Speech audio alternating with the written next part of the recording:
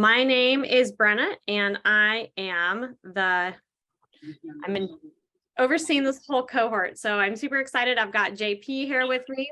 I've got Fawn. I know Jose is going to hop on in a little bit and say hi. We've got Jack.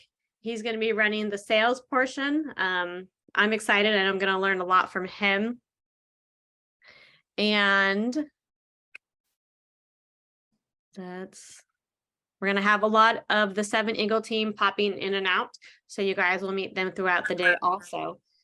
So, are you guys excited? Yeah. Yes. Okay. This is like the first day of your transition for a lot of you. I know some of you have already been out processing, but I will give it like 2 more minutes, but I've got most people's names down for attendance already. I'm just trying to figure out who we're missing. There's 5 names I'm gonna call out. If you're here and I didn't see you, let me know. Or Brenna, I know there was 2 of them you said that weren't gonna make it right away. The first one is Aboudramain Savan. Are you on? Christopher Priester. Gerson Gonzalez. He's in a different cohort. I don't know why he's on this list. Delete him. Jesse Rose. Are you on here? Jesse Rose. Nope. Kevin Gonzalez Batista. He is out processing. Out processing. And then Miriam Orb. And Rashad Mitchell. No? Stephen Clary, you said he was doing something too? Yeah, Stephen, he'll probably be, oh, actually there's Stephen right there. Oh, he's here? Okay. Yep. He just hopped in. And there's Ed Mark.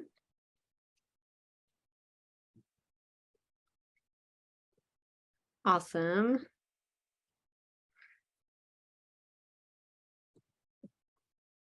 Cool. So I'm going to share my screen. Can everybody see my slideshow? Yes. We're good. Yes. Okay. Awesome. So Jordy Kernan, who's our founder, he is on a phone call right now with a client, but he will hop in as soon as he is available. But I want to be, I know we've sent you guys emails and we've congratulated you so many times, but just as in person as I can possibly be today, I just want to welcome you all. Thank you for trusting us with your transition. It is definitely something that we have not taken lightly. This course is going to run you through career development, skills, and professional speakers. We hope that you are going to build your own support network within this group as we go on. That's going to help you with your transition. And as we continue along in these 30 to 60 days, or as long as we have you, we're going to be making continual improvements to this course. If you have not filled out the 2, or so for the tech cohort, there were 2 surveys. There was one that was about your skill sets and technology, and one that was in professional development. And then for the sales, there's just one with professional development. If you guys could please fill those out by the end of the day and send those back to us so that we can use those to round out our career development, and we'll share them with Jack so that he can make sure that the sales side, so that we just know where you guys are right now, where you see yourselves currently, and we make sure that by the end of it, we have you guys as close to a 5 for that skill set knowledge as we possibly can. So just a little bit of admin there. And as we go along, we'll continue to throw some more admin your way, but just wanted to toss that out there. So like I said, my name is Brenna Vanstone. I am a military spouse of 17 years. I've been a civil servant and a contractor with the Navy and the Air Force.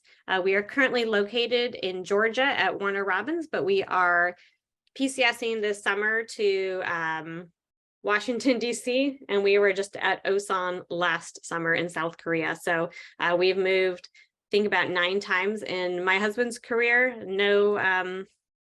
He has no ideas on when he's going to transition himself to the civilian sector, but I have a master's in HR and admin and a master's in family studies. So I've studied not only career progression, but also a from the human element, birth to death, and the transition that somebody makes continuously in their life. I've been running career coaching for the last 2 years, and I've been doing recruiting. I come from a nonprofit background where I go into nonprofits and help them restructure. So that's just a little bit about me. I've got Fawn and JP, if you guys want to introduce yourselves. I'm Hey, sure. good morning. Go ahead, Fawn. Okay. Hey, good morning, everyone. Good to see you. Glad you all could make it today. Again, like Brenna said, we're so excited to have you here. During our interviews, for the folks that I interviewed with, just a little bit about myself. Again, I am Air Force, recently retired. So I did 28 years, primarily in cyber communications.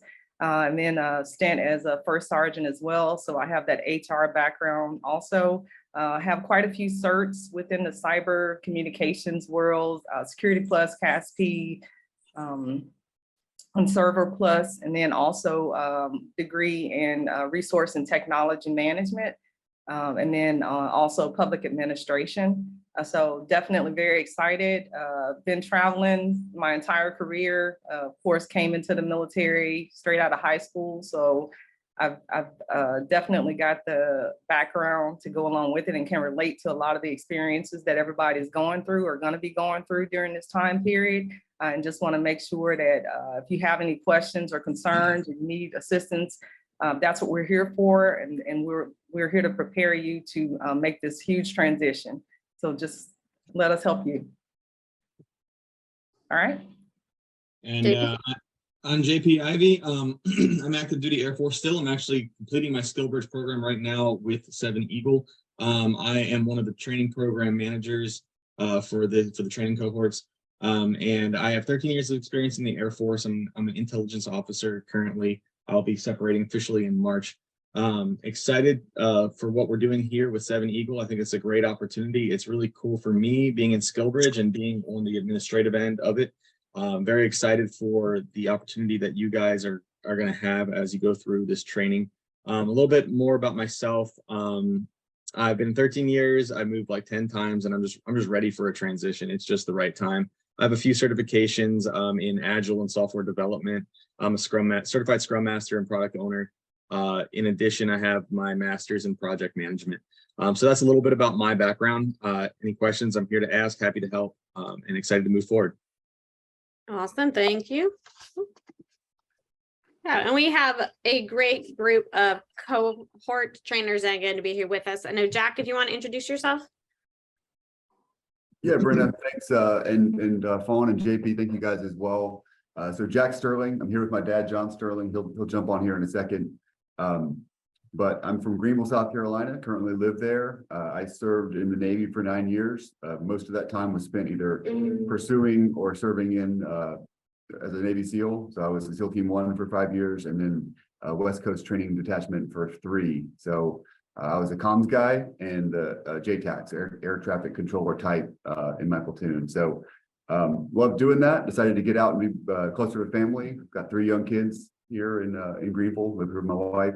And when I got out, I was lucky enough to have a dad who was a sales stud, and he kind of started showing me the ropes. And so we started a business together at the beginning of 2018 called CloudHound. It's an independent sales company. We've sold everything from telecom to cybersecurity and a couple other service types, but we'll get much more into that. Looking forward to working with the tech sales cohort here for the next couple months. And yeah, that's me. I'm not claiming to be a technologist, so, but I'm a civilian. I've been in sales for about 30 years and hired and trained hundreds of sales reps. And so when Jack transitioned out, I helped him, and I've subsequently helped quite a few others that were moving to Greenville, kind of find their spot and get started. So this opportunity came available. I jumped on it. I'm happy to help with this all important transition. So we're glad to do our part. Great, thank you, John. We have a few other trainers that will be popping in to meet with us. We have Mark Jaster. He was in the U.S. Air Force and he runs 418 Intelligence. And we've got Jay, who will be in around noon. He runs ViperSoc down. He is an Army veteran. So we have a few of our recruiting managers here at Seven Eagle. If you guys want to say hello and introduce yourselves. Yeah, I can. Jason Booth, United States Air Force, retired. Happy to be on board and working with this. Hi, Carmen here, a veteran from the Army branch. I'm excited to see this cohort take off and good luck, you guys.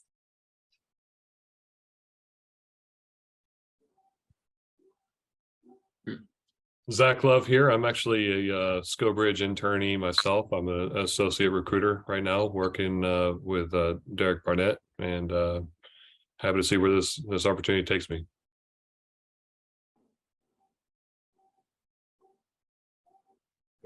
Justin Mariner in the Navy right now, trying to make my transition out. So hopefully this is a good one. Larissa Delacour here. I'm with the Army and I'll be transitioning out middle of February, trying Okay, to so- have new opportunities.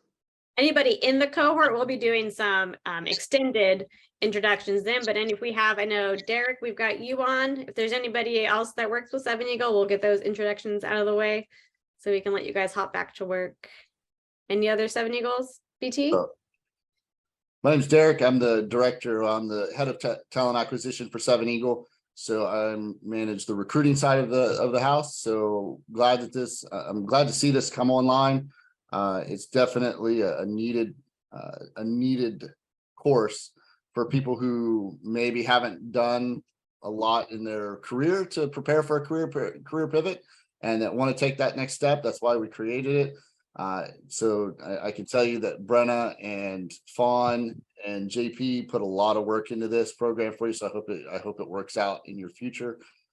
We're excited. Me and all the recruiters are excited to be here to support you in any way we can, to prepare you for interviews, prepare your resume, cover letter writing. If the company still wants that, develop out your LinkedIn, whatever it might be. We're here to help and provide any type of mentorship. I'm retired Air Force, career recruiter for the most part.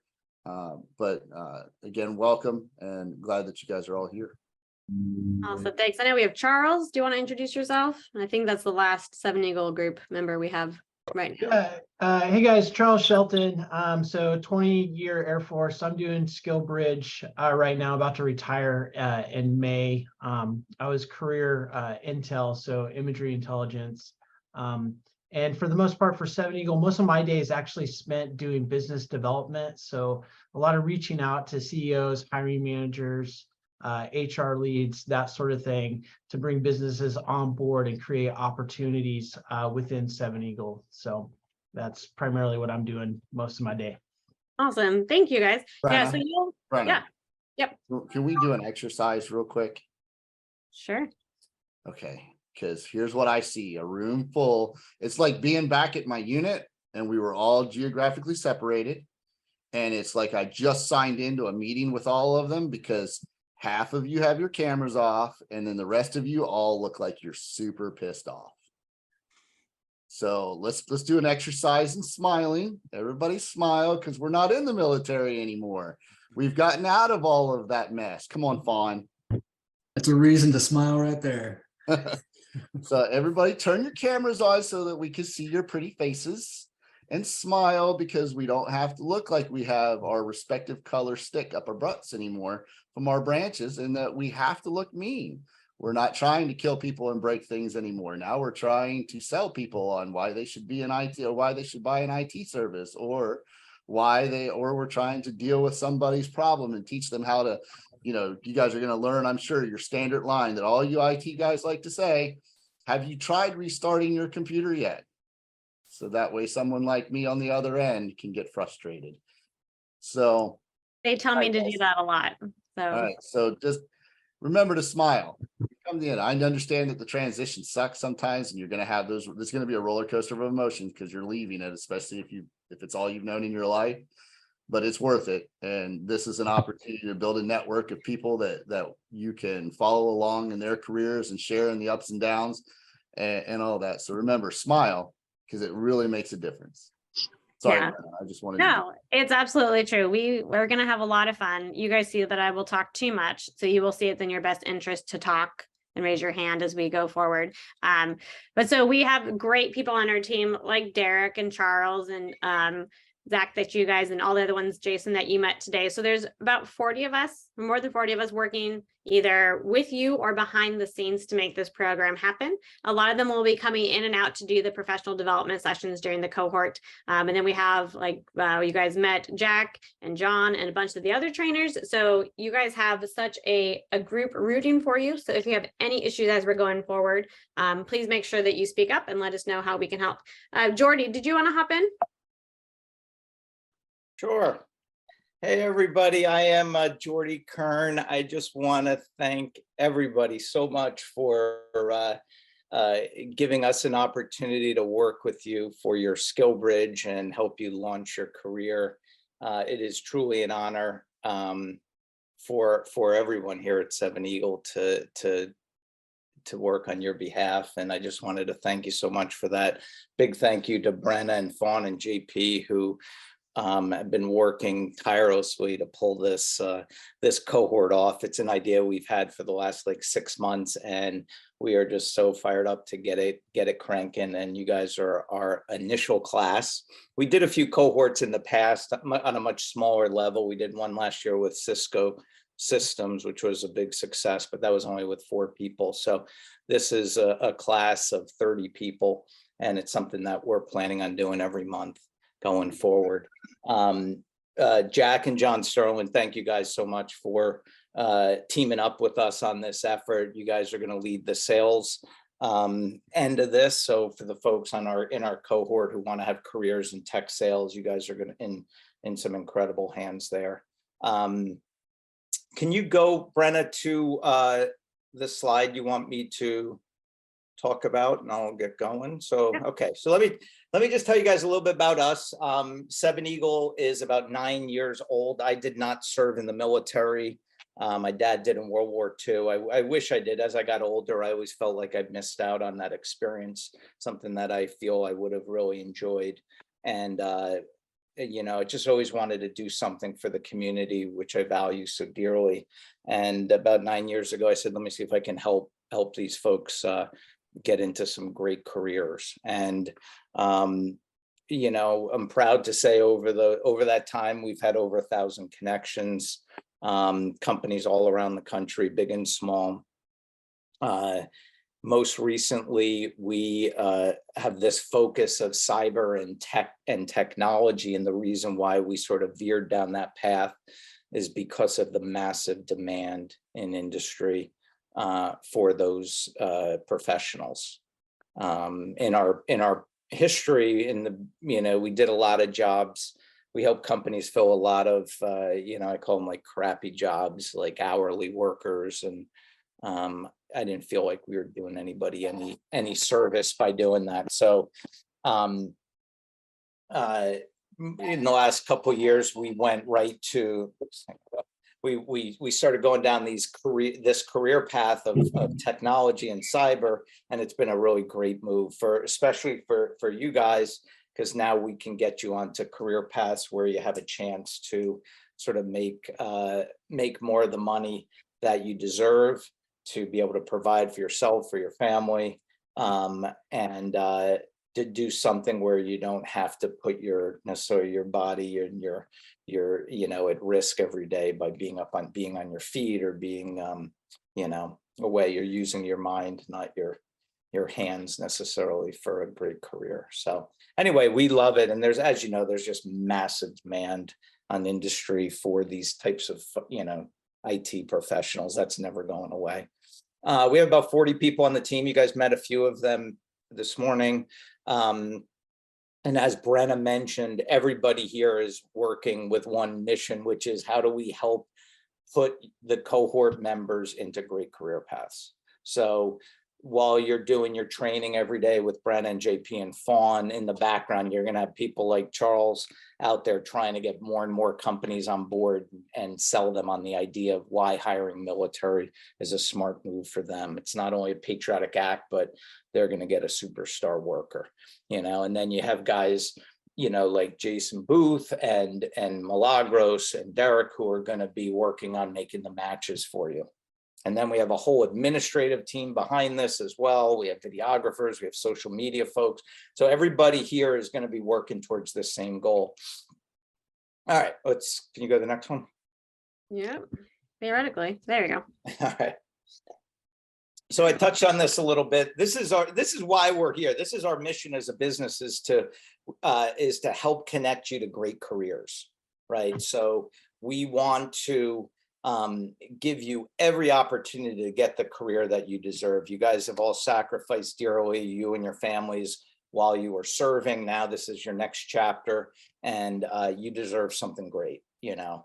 And we want to, what we've noticed over the last couple of years and last year and working in SkillBridge is it is very competitive to get a good position. We just on Friday, one of the guys on our team, Brandon, got a tech placed with the Memphis Grizzlies, which was really exciting to us to get a big sports team. So he placed this woman into this awesome position at the Memphis Grizzlies, but that's challenging to do that. There are a lot of people who wanted that job, you know, and I don't know how many applicants he got for it, but let's just say he got 50. So 49 people were rejected from that position. And one of the main reasons that so many people are not getting these SkillBridge opportunities is because they're not marketable. Right. So you, for example, might be doing one career path as an MOS in the military, and then you come out and you want to go into cyber or tech or sales or something different. And you just haven't had enough of those experiences in the military to make you attracted to a civilian hiring manager. So then we said, how can we help make more connections? And the way to do it, the simple answer is to take folks who want to be in this industry and put them through a crash course almost as fast as we can, a 30-day, 60-day program where we can make you guys into, just give you the confidence and the skills and make you marketable to these civilian hiring managers so we can get more of you into positions. And that's our goal. So we're going to, while Brenna and her team are going to be teaching you guys how to be marketable and how to have that confidence and how to make yourself attractive, we're behind the scenes, we're going to be promoting you to all these hiring managers around the country. All right, because that's how we're going to make this successful. As soon as possible in your internship. For some of you, it might happen next week or 2 weeks or 60 days from now. We want to transfer you out of 7 Eagle Group, and we want to get you into the hiring company that you want. Okay, so we have hundreds of companies who are going to be checking you out. It's your job to make yourself look great. And then as soon as one of them says, oh my gosh, I really like Jose, we would love to offer him a position. We want to transfer Jose's SkillBridge host from 7 Eagle Group to this new company. You guys will have full control over who you choose. It's not going to be dictated to you where you're going, but you're going to hopefully want to pick a company where you can see yourself having your first W-2 employee position. Okay. The advantage of why this is going to be successful is because of SkillBridge. All right, SkillBridge is just, as you guys know, this amazing, amazing program that gives companies an opportunity to sort of test drive you before having to have a financial risk of bringing you on as a W-2 employee. So hopefully they do bring you on at the end of SkillBridge, but now they can do it with confidence because they've seen you in action. They know exactly what they're going to get, right? And it's great from your standpoint, because now you get to do the same thing. You can kick the tires on that industry, on that company, and you can decide if this is where you want your first position to be.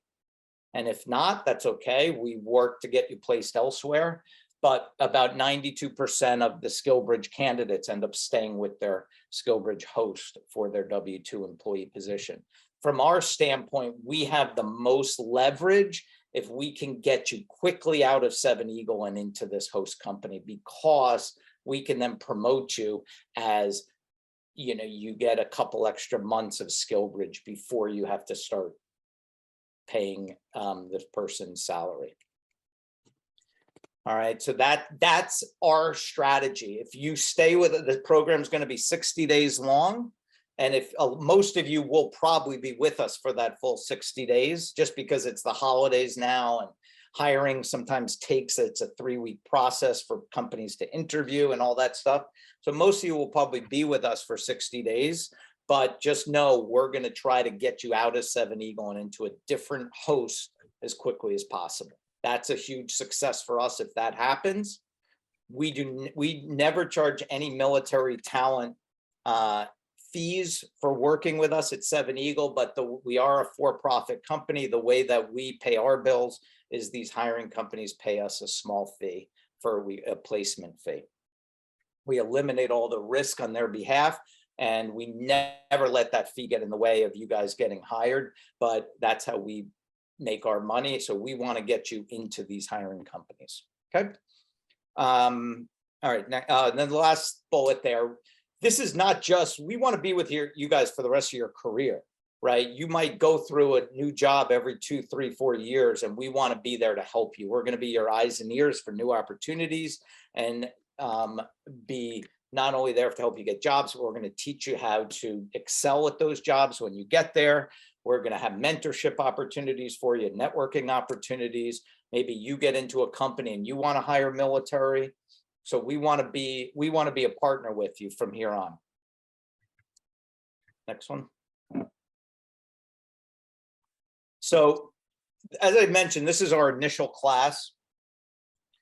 Our vision though for this is, how do we get 300 people hired in 2023? You guys are going to represent 10% of that. We want all 30 of you guys hired. But how do we get another 270 people hired? That's what we are focused on, because we, you know, when I started this business, that was my goal. I really want to move the needle. I really want to, you know, I want to have this incredible positive impact in the military community of putting not just people into jobs, but putting them into great careers, right? Because when we can get you a career and on your path and on your way, and you're making good money and you're excited to get out of bed every morning to get to work because you're passionate about that, that has a lot of ripple effects. It not just, I feel, prevents a lot of bad things that can happen when people are unemployed and behind on their bills and relationships are suffering and all that bad stuff that happens. I think it also it impacts your partner, your spouse, your kids, your friends. So there are a lot of great things that happen if we can get you guys down to that sort of that dream job. And that's our goal. We want to do that with 300 people, not just in tech and sales, but we have a cohort coming up. I think we're going to launch in February for people who want to be in the recruiting industry. Another one for military spouses who want to learn Salesforce, you know, so we'll have these different little subsets of cohorts based on the marketing demand and for those positions. So you guys are in our alpha class, and we know this thing is going to work, but we need your support. We need your buy-in to this concept that, hey, it's not just about you guys. We're going to impact a lot of people, but we need to desperately have success with this initial class. You're our poster child almost. And if we have when we have success with you, that is going to, that'll snowball. That'll enable us to get more hiring companies into our world, get more students as well. And I think that's it for that slide. All right, go with the flow. So with that comes some challenges, right? The first one being we're all in 30 different locations. We're not all sitting in the same office all day. So by working remote, a lot of the stuff we're going to be doing is on our own. It will get chaotic. It will be chaotic. You got to just accept that. We're going to do our absolute best to make this smooth for you guys and organized, but there will be times when you're like, when it just looks like it's a mess. And just know we'll get through anything.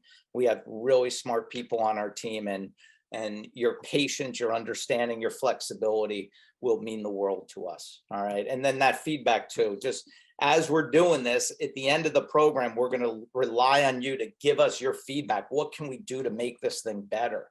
Right? Don't hold anything back. Don't feel like you're going to hurt our feelings. We need to make this better. You guys are going to be in the trenches with us. So just write down anything and get that to us by the end of the program. Yep. I talked a little bit about this. The way we work as a business is we're charging these nominal placement fees to companies to pay us. And that's what allows us to do this business. It's what allows us to help you. This is our full-time jobs for all of us. If you can, we don't make you sign anything or contracts or any of that. If you can let us help you with making that first placement, that would be a huge help to us. If you do get approached by somebody during this training and they want to hire you, just put them in touch with one of our managers on the team, Brenner, JP, or Fawn, and we'd like the opportunity to represent you. Once the cohort's over, obviously we want you to do whatever you can. And we know you're always going to look out for yourself first, and that's okay. There's nothing wrong with that. But just if we know how to work with hiring managers and HR managers and talent acquisition folks to make this a successful outcome for you. So if you can, please let us represent you throughout this program. Next one. Look at that. I'm getting good with I talked about that, I think, right? Yeah, we don't need that. Next. And I think I am done. Just know I'm going to hand this off to Brenna. She's going to take over from here. But I would love an opportunity to meet with each of you individually anytime. This month is the last 2 months of the last 2 weeks of December, a great time for me because it sort of slows down recruiting wise. But just jump onto my calendar and schedule a call with me. I'm always available to you guys. 7 days a week, you can call me. Don't worry about it. And I would love a chance to before you guys leave Seven Eagle, I'd love a chance to meet with each of you one-on-one. And thank you again. And I'm going to be participating a lot throughout the course as well. So you'll see me more often too. Thanks, awesome. Brenna. Starting. Yeah. So I have not been monitoring the chat. I apologize, but I know that other people have. So do continue to post in the chat so you guys are communicating. I know JP and Fawn and the Seven Eagle team is monitoring that. Also, if you do have to step out to make a phone call, or if you're like me, get more coffee, or anything, just feel free. We're all adults. You guys know how to manage your time, and that's part of also this cohort is understanding what civilian companies require of you, which is if you're going to be working remote, understanding how to manage those appointments and stuff in between. So we're going to go ahead and take a quick break so you guys can all use the restroom and do everything you need to do. So we'll see you in about 5 minutes. Oh, JP. One quick thing. I'm dropping the link to Jordy's page, his scheduling page, in the chat. I know he said to make an appointment with him. So that's the easiest way to get on his calendars right there. Perfect. So let's take a 5-minute break. We'll be back at 11:40, and then we'll do some class introductions. Okay. So you guys can turn your cameras off if you would like. You can stay on and chat if you're here, but we'll see you back at 11:40. I'm staying on. So if anybody wants to chat with me, you guys can find out how much coffee Brenna actually drinks in a day. That's a nice extra large cup, Brenna. I have a bigger one. Yeah. I have a really. Hey, thanks for the flexibility. I actually had a follow up with a recruiter at a major medical firm, and then he didn't show. So that's always fun. But hey, great start to everything. I'm really excited to be here. What is the weather like over in Germany? It is disgusting. It is like 33 degrees and kind of that like sleety rain type of thing. You know what I'm talking about? It's like just cold enough not to freeze, but yeah, it gets all on, you're wet and everything. Yeah, it's miserable. So but they have I don't know if you've been in Europe before. They have these radiator heaters that are actually really good. Their heaters are very good. I'd hope so. I'm going to excuse myself, see if anybody else needs to say hello, but it's good to see you. You too. Brenna, I'd just are like to you, also say, Brent, I'm bringing the big gun today as well. I know you already saw that. Love it. It's a must, especially on a Monday. And might I say, it pretty much looks like you're living in the cloud there. I'm sure Jack and John like to see that. I don't know if it's a selling point, but it's working. This is my sticky wallpaper. Yeah, I've already given Brenna a compliment on her wallpaper. Yeah. It's very inviting. You can see the rest of the room. We have 4 kids, so that's my little, I live in their playroom. They're not here most of the time, but I mean, they're here. They just go to school. I'm also in my wife's private office right now. Mine's under construction, still a little bit. And I noticed that her door faces the exact direction that a Texas wind comes into. So I'm gonna be silent for a second. Tell me if you can hear it.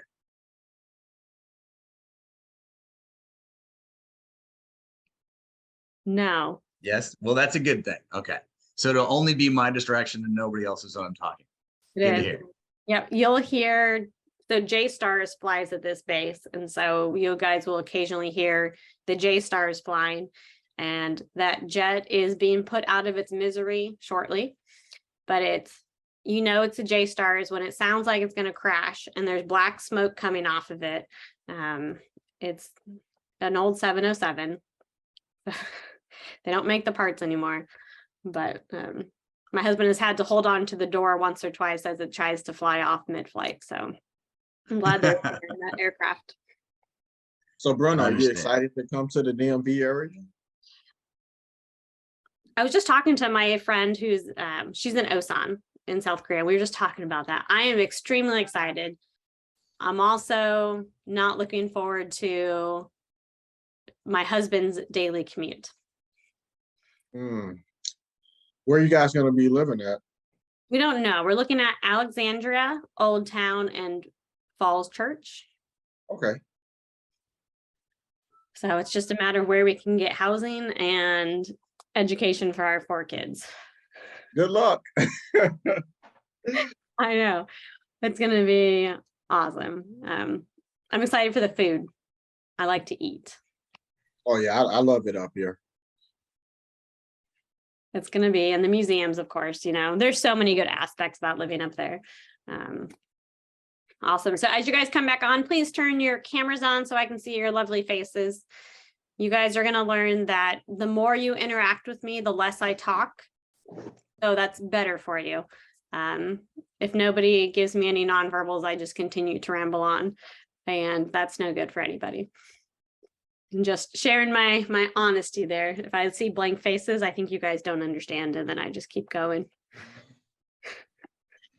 My team knows exactly what I'm talking about. They're like, wow, she's still talking. And then they realize, oh, it's because I'm not nodding my head or anything. And as all of you guys are going into some kind of cool tech job, you will realize that I don't even know how to use my own printer. So please bear with me when it comes to technology. It's pretty bad. So just there'll be a lot of humor in me not knowing how to do most things in life when it comes to technology, which is funny because I used to be able to build websites back when HTML was the thing to use like 20 years ago. I can do it, but Isn't that why we're all here? Whether we have a strong IT background or not, it's the challenge every day. that is absolutely correct. Okay, so we're going to go ahead and we're going to move on to some cohort introductions. So let me attempt, like I'm saying, to pull up the slideshow, and we will get started on our member introductions. And this is when I really do need background music. Okay, well, I moved it to slideshow, but I didn't share my screen. I apologize. Okay, awesome.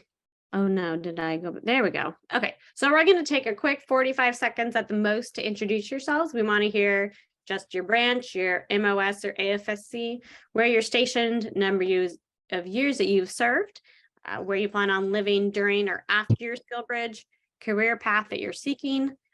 If you have family or pets, then you're comfortable sharing with that, or what you would like to do for fun. So if you guys would like, I can stop sharing my screen so we can see everybody's faces, or do you guys need the slide up? Why don't you slide them up, and why don't you call them out one at a time so they know who goes on? Oh, Lord, Jordy. Is that hard? That's where they can see the screen here. Well, now I have to see everybody. Once the person starts talking, they'll go first, right, on people's view. Okay, so I'll just call your names and you guys just start. And at the end, if I've missed anybody, just jump at it. Okay, so Brandon. Absolutely. I will definitely go first. First off, Jordy, whether you know it or not, that was pretty much a motivational speech for me. And I'm just as appreciative to be here. And you're saying everything I want to hear. So again, very excited. My military experience is 29 years Air Force. That entire time I've been explosive ordnance disposal, or EOD. I'm sure Jack Sterling's worked with a couple of my kind, but for those of you that don't know what EOD is, I'm sure you know civilian bomb squad. Well, we just do that for the military. We have EOD in all 4 services, and a plus for us is you can just put us in a combat setting as well, and we can help you meet your goals there. I've been stationed all over the place in 29 years and 9 deployments, mostly stateside, but of course, all my deployments is pretty much Middle East, Afghanistan, you name it. Opened a bunch of bases over the years, and just definitely excited to be here to transition from that to kind of a whole new experience for me. I definitely have a passion for cybersecurity. That's ultimately where I wish to be. And along my path in the military to kind of help get myself there, I've got my 4-year bachelor's in computer information systems. I've knocked out Network Plus, and if I'm not going to be here, I'll be working on Security Plus. So that's what pretty much is keeping and monopolizing my time. Where I plan to live, where I live now is Burleson, Texas, and I'm either going to be staying in the DFW area or heading a little bit closer to family in the southern Missouri area. I understand that's going to be a little bit of a challenge with job search. And of course, I'm very flexible to make my living arrangements work with whatever pays the bills. Let's be honest about that. I think I already covered the career path. Family pets, I have 4 kids. Most of them are grown up. My youngest is in her senior year of high school. So just saying that out loud to everybody, yep, that makes me feel old. We've got a couple of cats and a dog, and every once in a while, the cats may make it challenging to be in an office at home, but I'll do my best to keep them out of the camera. What do I like to do for fun? I've got a ton of hobbies, and I'll just tell you right now, avid hunter, and that's definitely the season we're in right now. So if I ever get a break away from education or the skill bridge, you may find me in a tree blind. That's pretty much me in a nutshell. Awesome. As long as you can put your earbuds in a tree stand, I think we're good to go. Jimmy Johnson, you want to go next? Absolutely. Like Brandon said, Jordy, definitely appreciate everything you're doing with your staff. My name is Jimmy Johnson. Currently, I'm serving as a logistics analyst and a help desk analyst. I'm doing Haddon roles.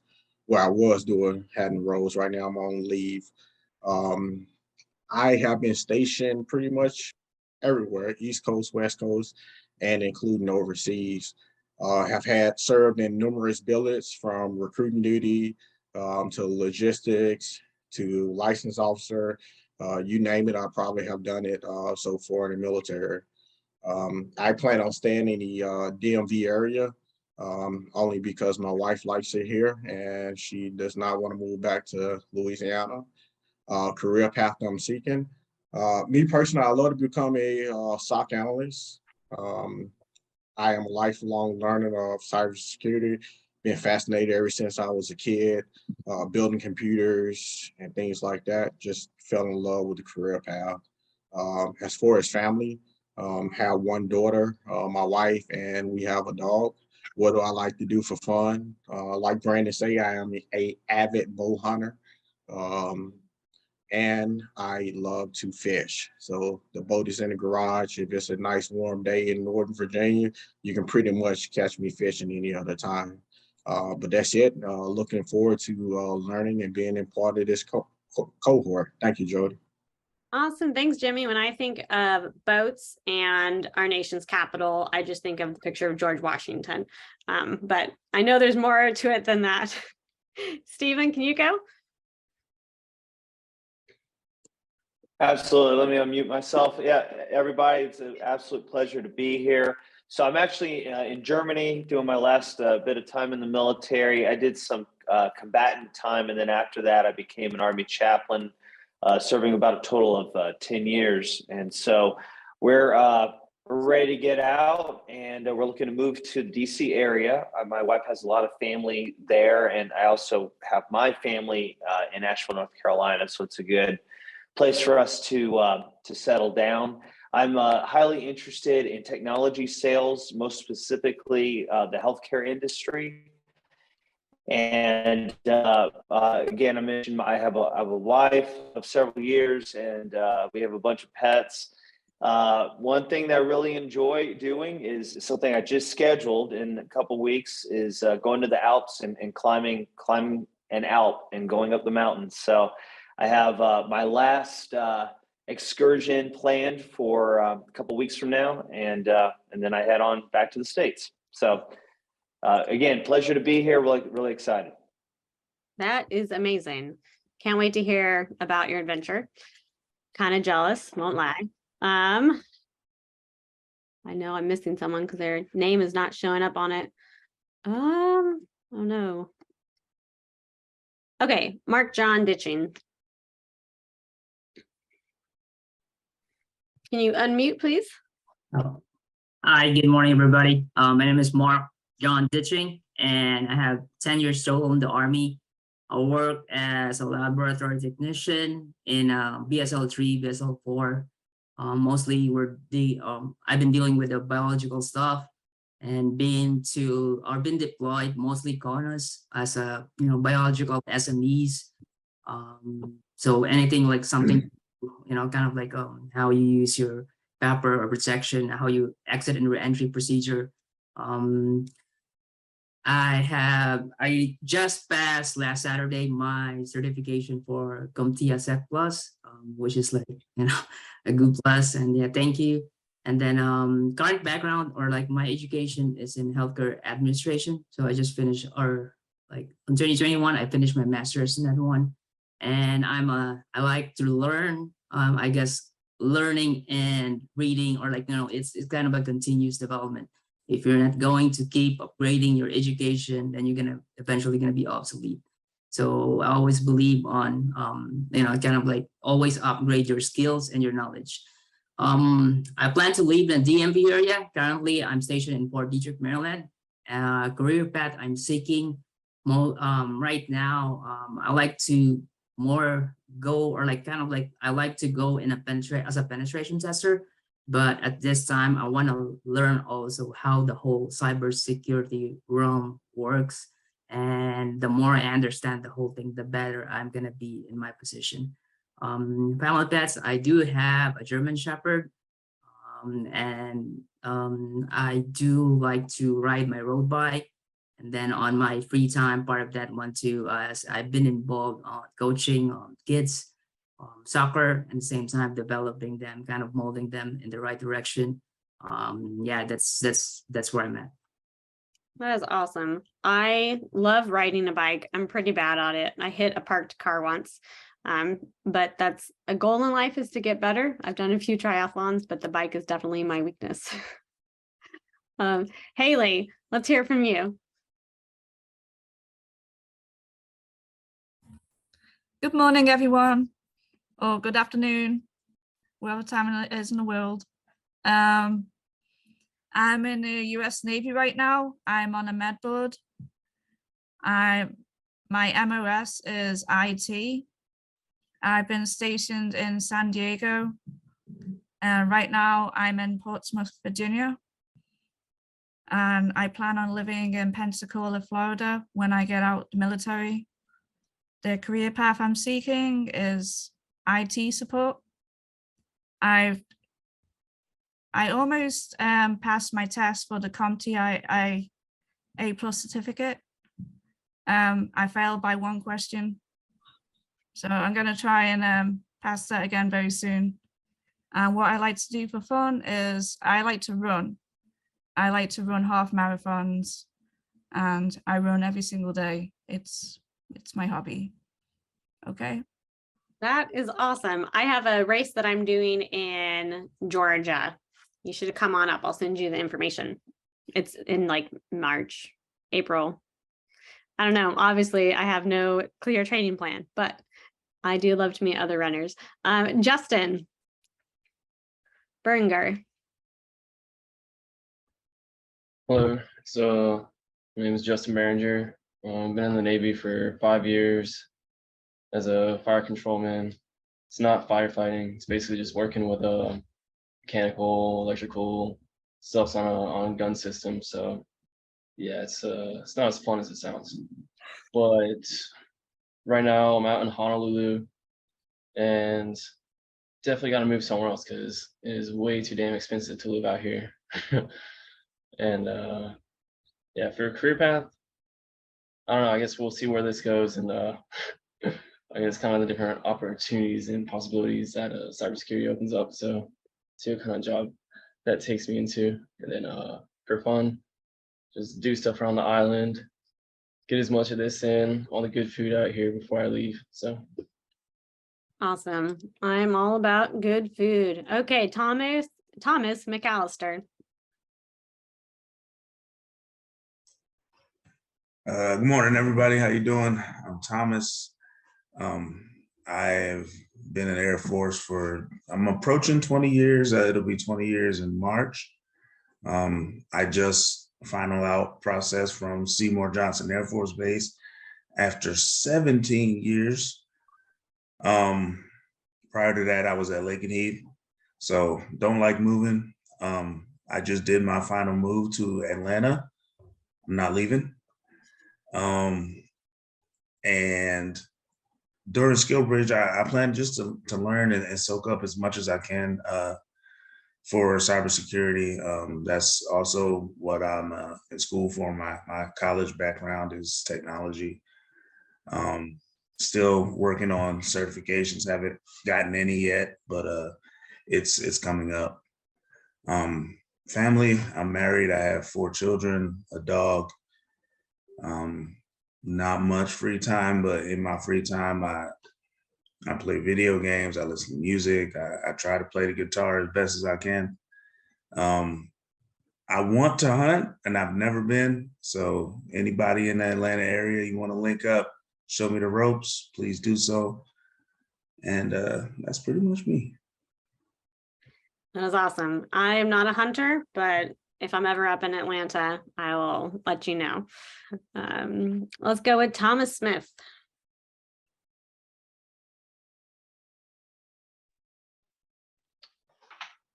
Good morning, everybody. I'm Thomas Smith. I am coming up on 8 years in the Marine Corps. I'm a data systems administrator, so I've done a little bit of networking and system administration on the IT side. Currently, I'm stationed in Minneapolis. I'm doing I&I. I was also out on the West Coast at Camp Pendleton for a few years. I'm planning on staying here in Minnesota. I'm originally from Minnesota, so I just kind of got lucky and got stationed back at home. So I'm hoping to stay here. I'm looking to stay in the IT field. I'm currently pursuing a degree in cybersecurity, but right now I'm hoping to land something in the networking field. I've been married for 7 years. I have three little kids. My daughter, who's just started kindergarten this year, and then I have a 3-year-old and a 3-month-old. So I'm sure they'll be making an appearance here shortly. And then what I like to do for fun, I'm a big sports guy. So I volunteer, I coach football and basketball. And if I'm not busy with that, I'll be taking the kids to a basketball game or a hockey game or something. So yeah, we stay very involved with our sports community. That's awesome. You and Mark John can talk about kids sports and soccer. That is very cool. Who's next? Okay, let's go with Troy. Hi, good morning. Happy to be here as well. I'm getting texts right now from my coworkers and they're jealous of my current work setup. So I'm holding that over their head. 14N, so intelligence, my long and illustrious career of 5 years. Plan on living back home in Pittsburgh. I'm from Pittsburgh, Pennsylvania. Diehard Steelers and Penguins fans. So we got that going. We're terrible this year, but it's okay. Career path, I'm pretty moldable right now. Nothing specifically jumping out at me. So just looking forward to seeing where this opportunity takes me. Family, 2 loving parents. I have an older brother who flies KC-135s out of Altus.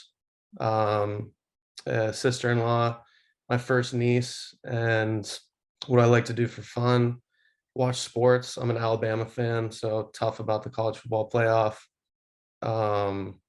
And play golf in college. So if anyone needs a Zoom golf lesson, you can hit me up.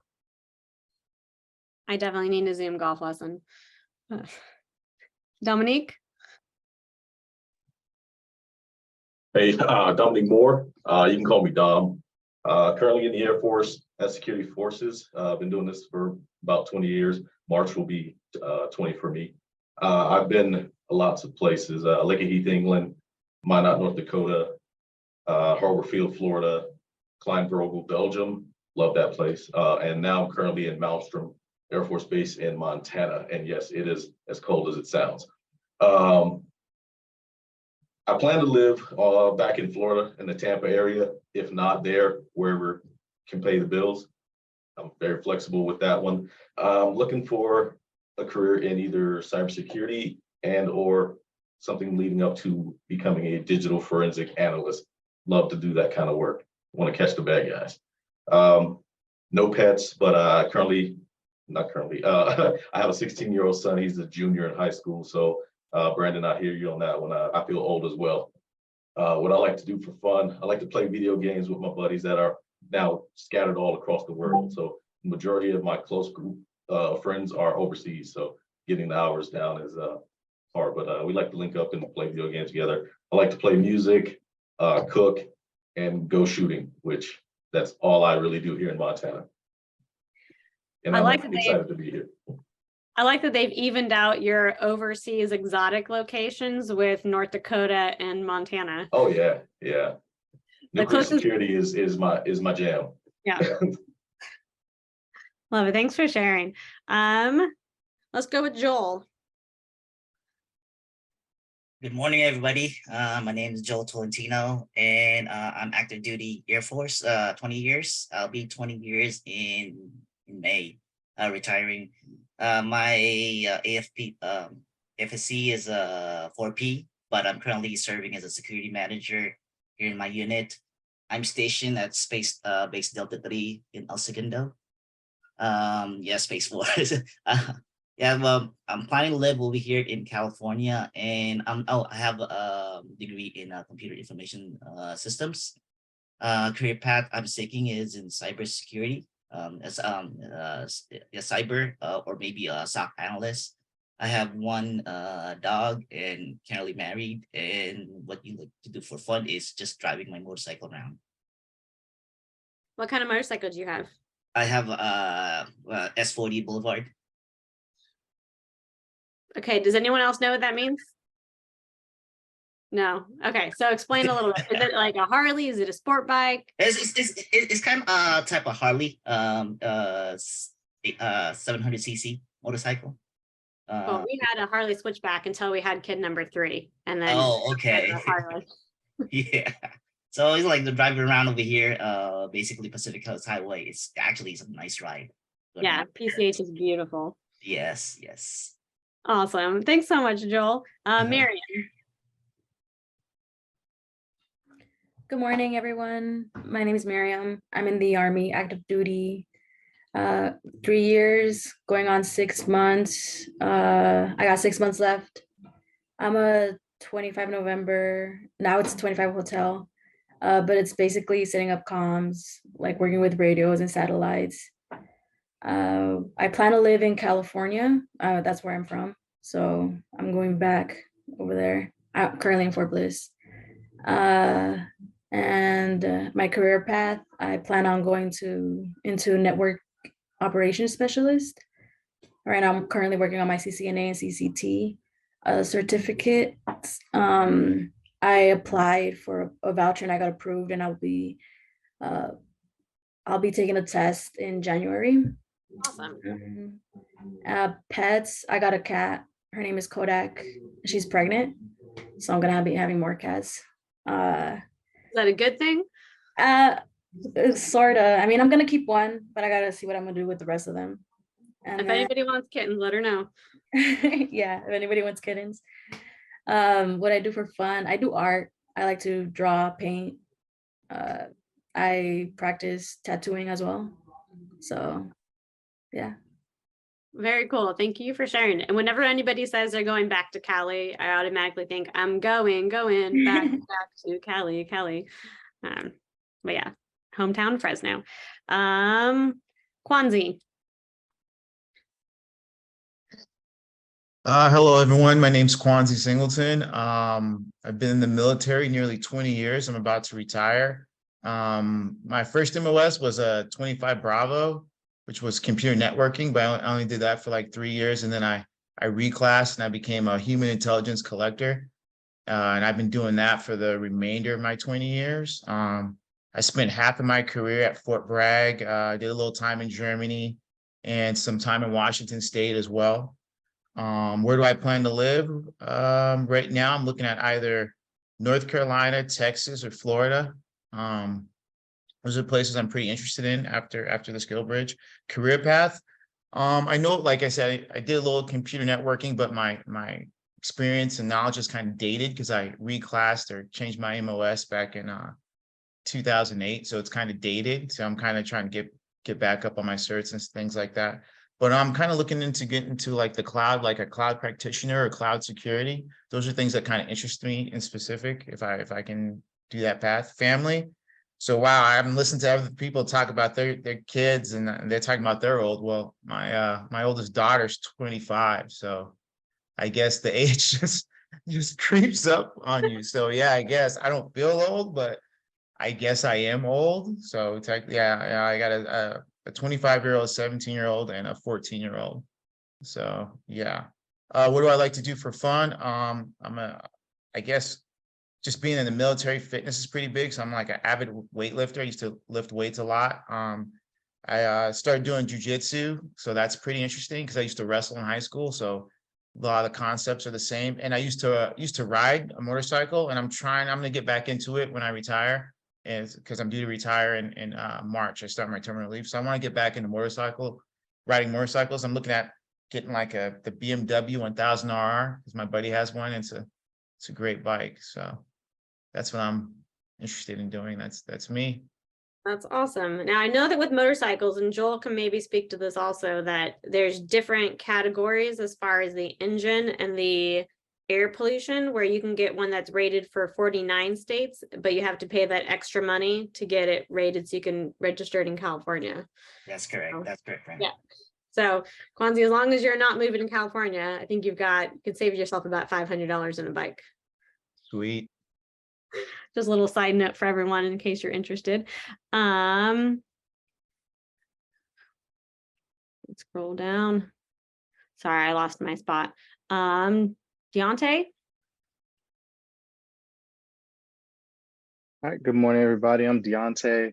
Currently in security forces. I've been serving for 9.5 years. I'm currently at Beale Air Force Base in California. So this will be my second time in California. My first time was down in Edwards, so that's in SoCal. I've been in 5 different bases. I was in Edwards for my first base, then I went to Germany, then I went to Turkey, then went to Okinawa, Japan, probably one of the best assignments, and then back to California. Right now, I plan to live in the Bay Area around like the Hayward and Castro Valley area. Currently, I'm trying to get into the cloud engineering or security system engineer. I know it's like a complete 180 because all I've done is physical security my entire career. As far as family, I just have an 8-year-old son, no pets. My hobbies include looking for new food spots. There's so many different food spots out here. The food is great. And playing video games with, like the other person said, with all your friends that are scattered out throughout the world. So definitely happy to be here. Appreciative of Jordy for squeezing me to this class because of a fall through of another company. So definitely happy to be here. Awesome. I believe it was Dom who said he plays video games. So maybe you guys can match up and you play a similar game. I'm all about Duck Hunt and Tetris. I don't know if that works for you. Yeah. Jarvis. Hello, everyone. I'm Jarvis Britt. Serve in the U.S. Army at Fort Drum Base. My MOS is 25 uniform, which is Civil Support System Specialist. I've been here 3 years, going on my 4th year in the Army. Where I plan to live, I plan on going back to Savannah, Georgia, because I'm from the Georgia area, a small town called Thompson, Georgia, who's on their way to the Dome State Championship to play Fitzgerald. So that's exciting. Career path I'm seeking is information security. And it's kind of, I have a physical security and like through courses training, I had, ever heard of career error? Anyone ever heard of that? Yeah, it's that's why I learned a lot about cybersecurity. But that's the career path I'm headed to. I wish to get that path and to work in that industry. I have no pets, no kids. I do like to play the PS4. I haven't got PS5 yet. I like to play 2K and Madden. That's about it. Awesome. I had to look up where Thompson is, to be honest, but I was just over that way this weekend. So I know I knew I'd driven by it. So awesome. I know exactly where that is.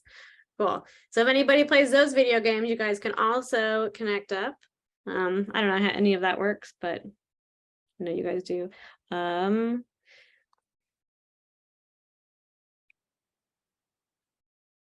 Larissa. Well, hello, I am Larissa Delacorey. I'm currently with the United States Army. Served for 6.5 years. Contract ends in the middle of February. I've been stationed in Fort Benning, Georgia, stationed at Grafenwehr, Germany, as well as currently right now at Shaw Air Force Base in South Carolina.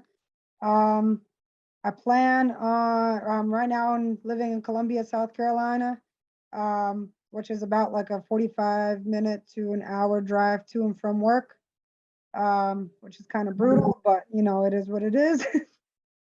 I plan on doing my skill bridge here in South Carolina, seeking to have any IT job. Right now I have certification with data analysts. Currently trying to work on getting a Security Plus certification with the Dion training or with whoever gives me a better opportunity and stuff. I basically just want to do anything IT right now. I'm currently a 91 Bravo, which is an all-wheel mechanic, diesel mechanic. So anything motorcycles, anything with engineering, cars, I know it. And just want a different career path. I got a dog. I have a Siberian Husky. She is 1 year old. Her name is Mia, or Missing in Action. And I got 2 kids. I got 2 girls, 8 and a 7-year-old. And I love to go hunting, fishing. I'm currently right now teaching my 2 daughters how to use the bow, so we can go bow hunting together. So That is so cool. My daughter's in archery club, so Yeah. that's why I was over near Thompson this weekend, was watching her do archery. So very cool that your daughters are into that. Zavani. Savani, if I butcher anyone's name, just please guys correct me. It's okay. Good morning. It's Savani. Savani, But okay. okay, so I've served 10 years in the Army. September 11 made it 10 years for me. Currently, MOS is 56 Mike, chaplain assistant. I've recruited for 3 years prior to this out of Massachusetts, Brockton. And I've been stationed so far in South Korea. First one was Camp Carroll, that's in Daegu, that's in the south of South Korea. Then after that, Fort Campbell, Germany, Baumholder, best station ever. And then after that, I became a recruiter for 3 years, the worst assignment ever. And then after that, now I'm stationed in South Korea again, Camp Humphreys, and I'm about to be out next month, right? I'm doing my ETS leave in January 27th, and I'll be definitely out February 7th. So years served, 10 years, and I plan, if I can actually get a remote job, then I plan to live in the Ivory Coast. That's originally where I'm from. That's in West Africa. And either there or any place I can be working from Africa. That's my dream location. And then if not any place overseas, career path. All right, so I'm really interested into technology. So hopefully I can get into cybersecurity. That's something totally new to me, and I feel excited, and I really, really want to learn anything that can actually get me into it. Family, I have a wife and a son, and the best one I have is watching my son play. So right now, that's kind of my hobby, watch my son play and kind of, become like a child with him and stuff. So that's my new hobby. And I used to ride motorcycle. I was very into sport bikes, but now I kind of want like a tricycle, like those bikes with the 2 wheels in the front or something a little safer for me and my wife to ride in, pretty much. So that's about it about me. Thank you. And I'm really excited to be part of this program. I'm really happy and I feel lucky to be part of it. Thank you. Yeah. Well, thank you for joining us. And I miss South Korea and the food. So just please eat as much good stuff as you can while you're there for me. Yeah, I recently got into it, exploring different food, different places. That was just recently, a couple of months ago. Yeah. Yeah. The bibimbap is amazing. Yeah. Let's go with, we've got a few different Jose's. Let's go with Jose Jimenez Guevarez. If I didn't start with Jose number 1. Hello, everyone. My name is Jose Jimenez. I'm from Puerto Rico. I've been in the military for about close to my 6 years. MOS is AMO 2WO. I've been stationed in Wyman, Missouri, and currently I'm stationed in Okinawa, Japan. And so far, the best station I've ever been the whole time. So lucky to be here. I plan to live on Texas, Austin, Texas, or like in Texas, depending on the job.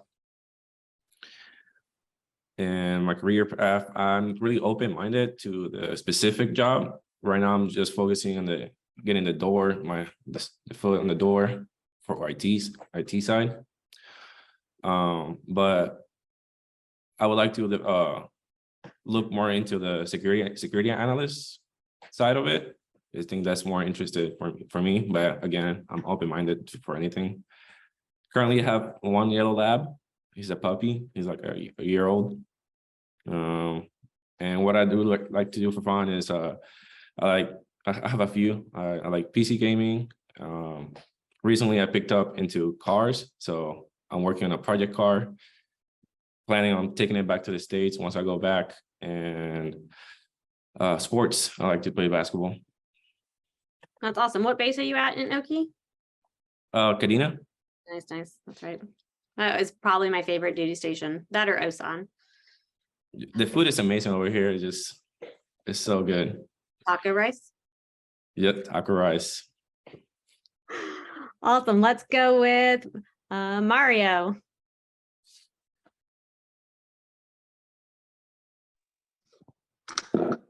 Hi, good morning, everybody. My name is Mario Gerardo. I'm in the Navy as a yeoman. It's basically like an administrative assistant.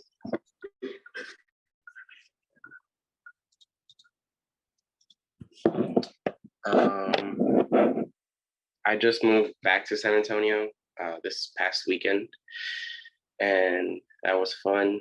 I plan on staying here after I'm done with this skill bridge. I want to try to go software engineering, but I'm at UTSA right now for computer engineering, and I'm open-minded to cybersecurity. I got a wife and 2 daughters. My oldest is 7 and my youngest is 4. What I like to do for fun is play video games, watch movies, TV shows, fishing. Yeah, pretty much it. Awesome. What kind of fish do you catch? Or just anything that bites? I just go. Like when I was stationed in Jacksonville, I would just go. Okay, so like a bad day fishing is better than a good day at work. Yeah, basically. Okay, got it. And Shadow, you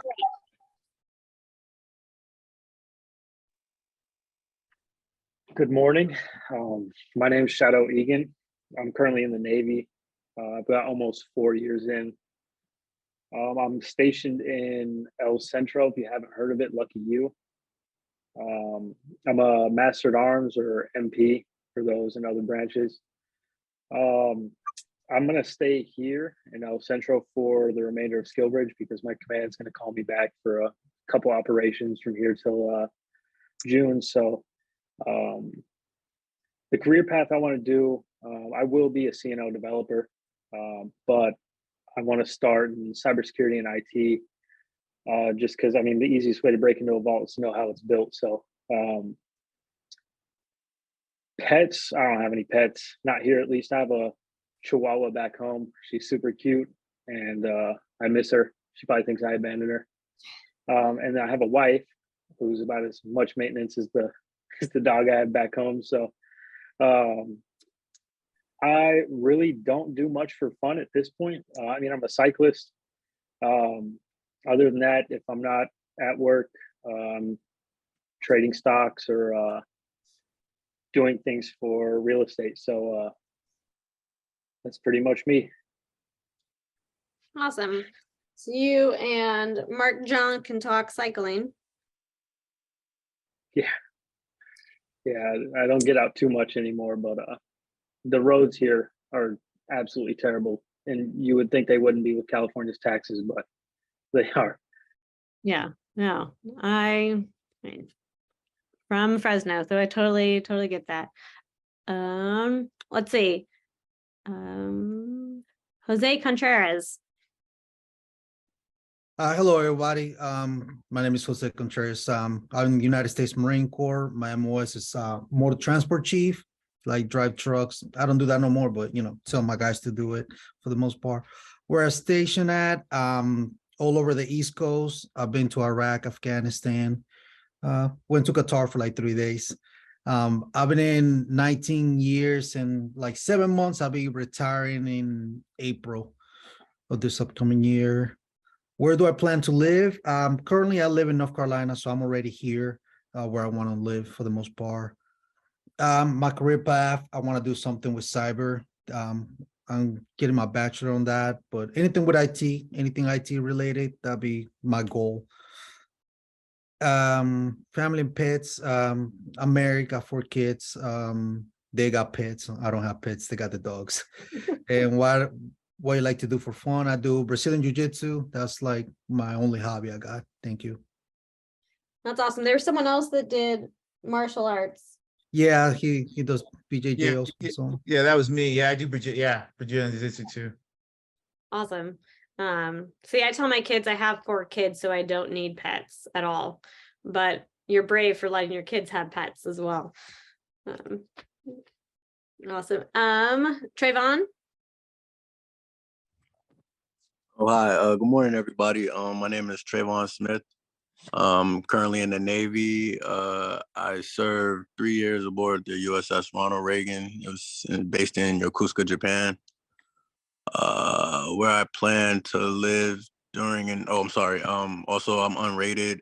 So basically on an aircraft carrier, any life-saving equipment on an aircraft carrier, I know how to fix. Where you plan to live? I plan to live right now. I'm in Connecticut, and I plan to stay in Connecticut after Skillbridge. Career path you're seeking. I'm currently undecided as to what career path I'm seeking, but I'm very open to cybersecurity. Sounds very interesting, and I'm very excited. Family and pets. I personally have no pets. I am not a dog person.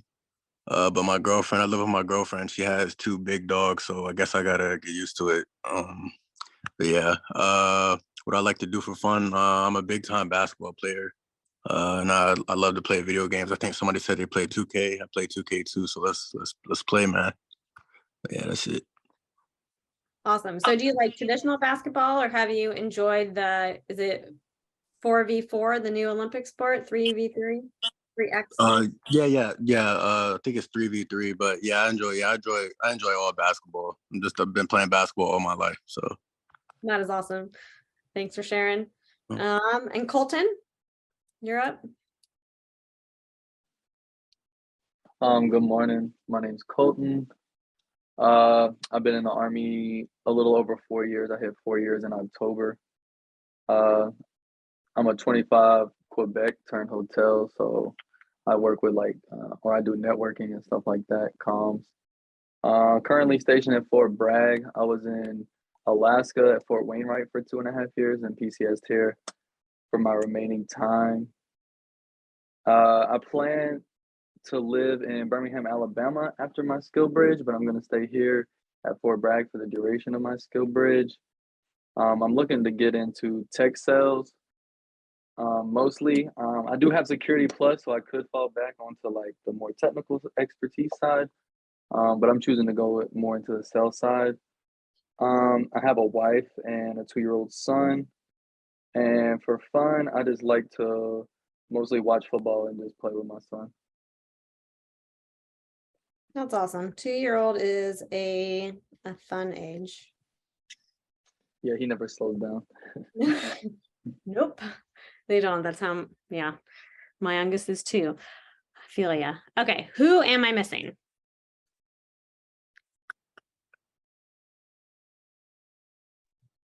Me. Okay, can you state your name?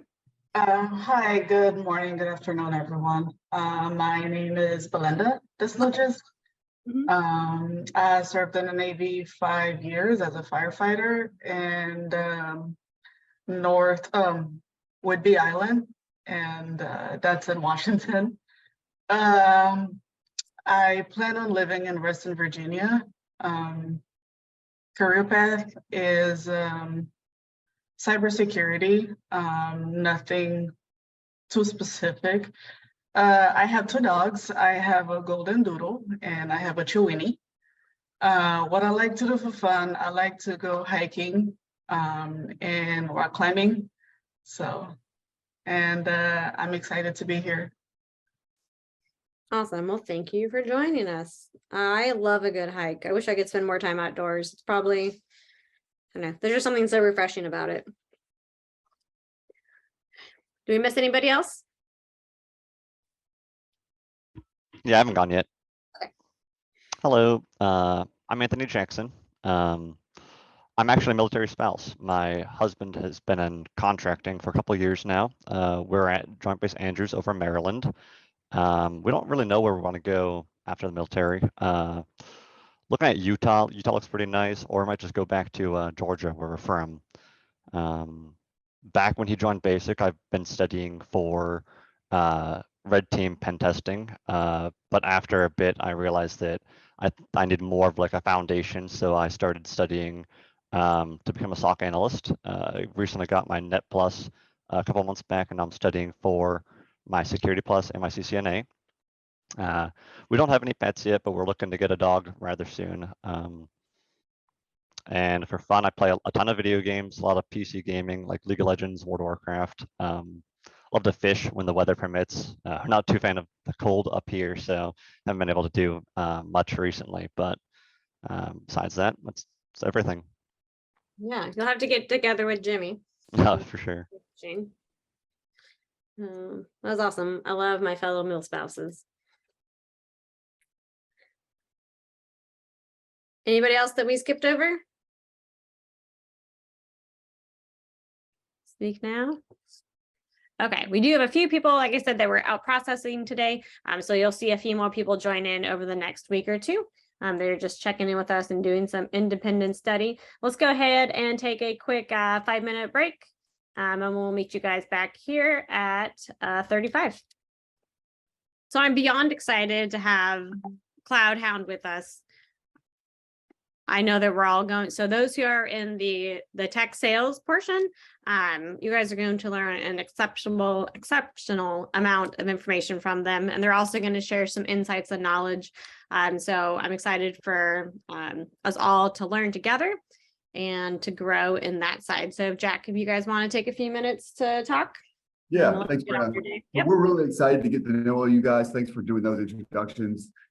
We'll be working specifically with those in the sales part of the cohort, but these next couple of minutes, we're going to talk to everybody. So one of the things I think is most important for everybody, whether you're going to sales or a technical role, changing your mindset and expectations from being a military member to being a civilian or a veteran is huge, right?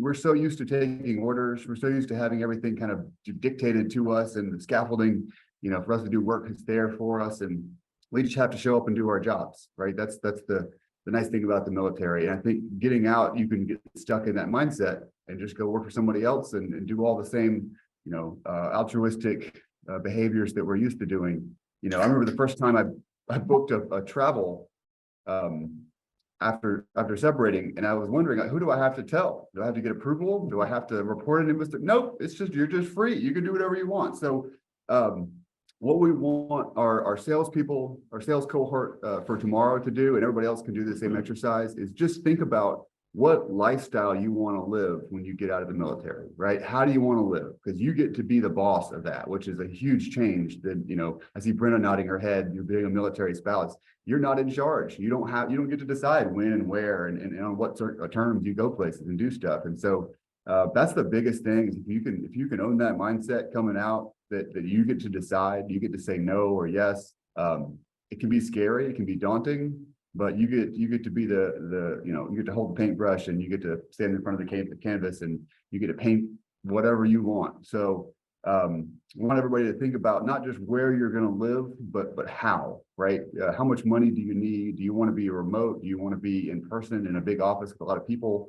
Do you want to have a small team, a big team? What kind of problems do you want to work on? But more importantly, what's important to you, right? So when I got out, I was getting out of the Navy. I was leaving the SEAL teams because I wanted to spend more time with my kids as they grew up. I didn't want to be gone all the time, getting to know them through Zoom. Didn't want to do that. And then immediately found myself interviewing for big startups in the Bay Area that would have taken me just as much time away from my family, just even more in some cases. 2-hour commute, probably sleeping in my desk some nights. I mean, just really out of the frying pan into the fire. Fortunately, didn't get a job offer out there, and ended up going into business for myself, which it was intended to support the lifestyle that I wanted. Right, I wanted to work from home. I wanted to be there for my kids. Be able to homeschool, play with them in the afternoon, go to the pool, go hiking, go, do whatever we do. So That's what we want the sales cohort to think about and be ready to talk about in the morning is what do you want out of your life at post-military, right? You get to be the decider or design it yourself. So we want to start there and then go into the more salesy technical stuff after that. So Dad, do you have anything to add to that? Well, yeah, just I look forward to helping all of you that are going into sales. I wrote this book. Everyone's going to get a copy of it. It's called Sales for Noobs, but it's for entry-level salespeople. And a very big part of the book is figuring out exactly what you want, because getting you a job is not as difficult as you would think. It's having you figure out exactly what you want and then helping you get that job is what Jack and I want to do. And we'll also get you, trained up on Sales 101 as well. So thanks for putting your trust in us. We look forward to working with you.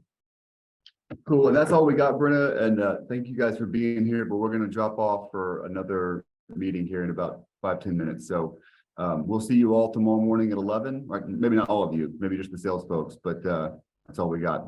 Thanks, Brenna. See, I should unmute myself. 2 years of Zoom and I should understand that. But how are you guys all doing? Good? Okay, thumbs up. Thanks for keeping your cameras on. I understand that at times you guys are going to want to do that thing called eat. And at that point, totally turn your cameras off.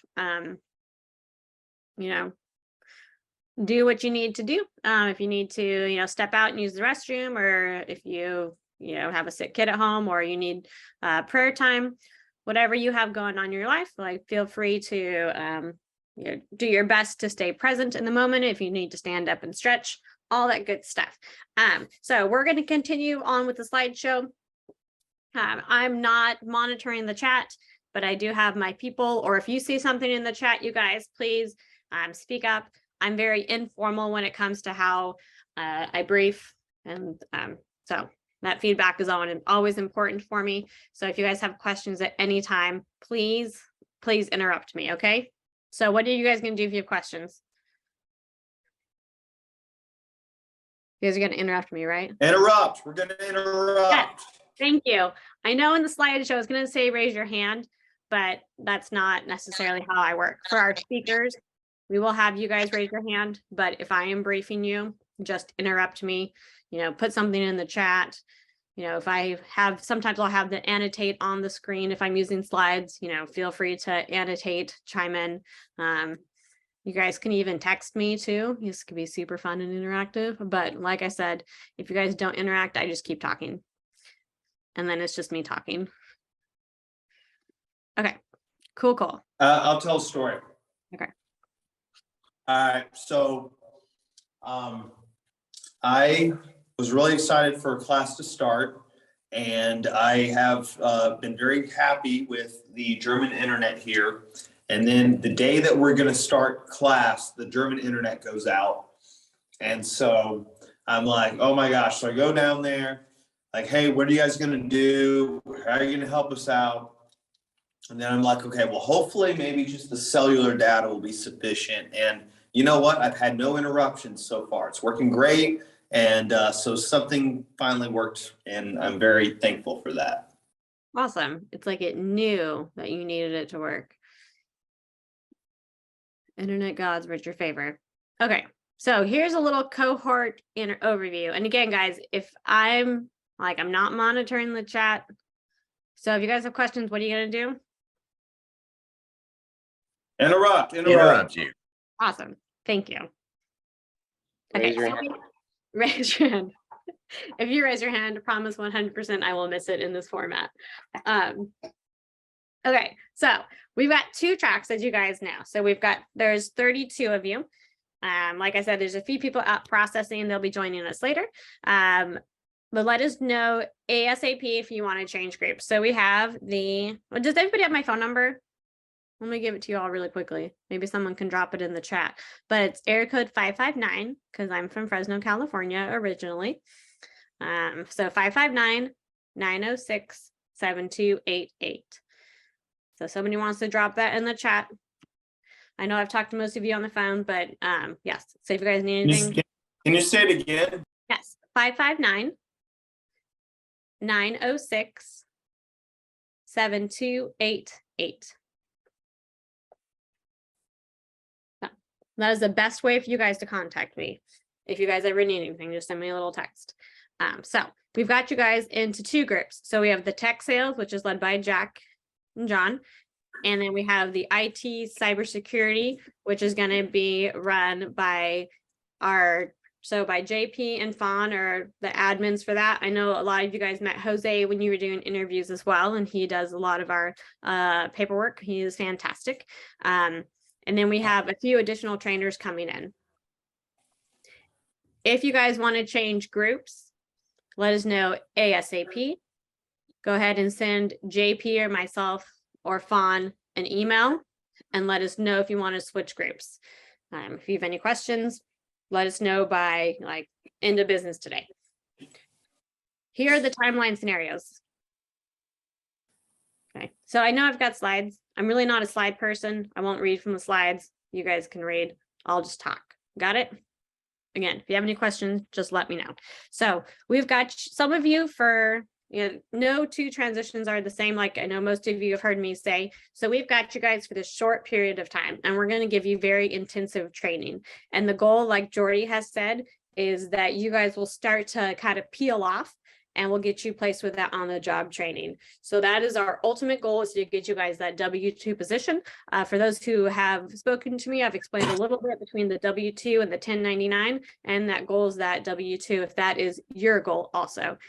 We want what is best for you guys. So anybody that, if you don't get, as you're waiting for your turn to get hired, like we will continue to develop you, whether through the Udemy certifications or through the professional development. You guys can also, once you do get placed, you can continue to come back and we'll work with you more for professional development. We're always here for you, but the end goal is to get you guys hired. So we will continue to train you guys as we go through. We'll be using Udemy. Some people will break off and we'll be working with Fawn,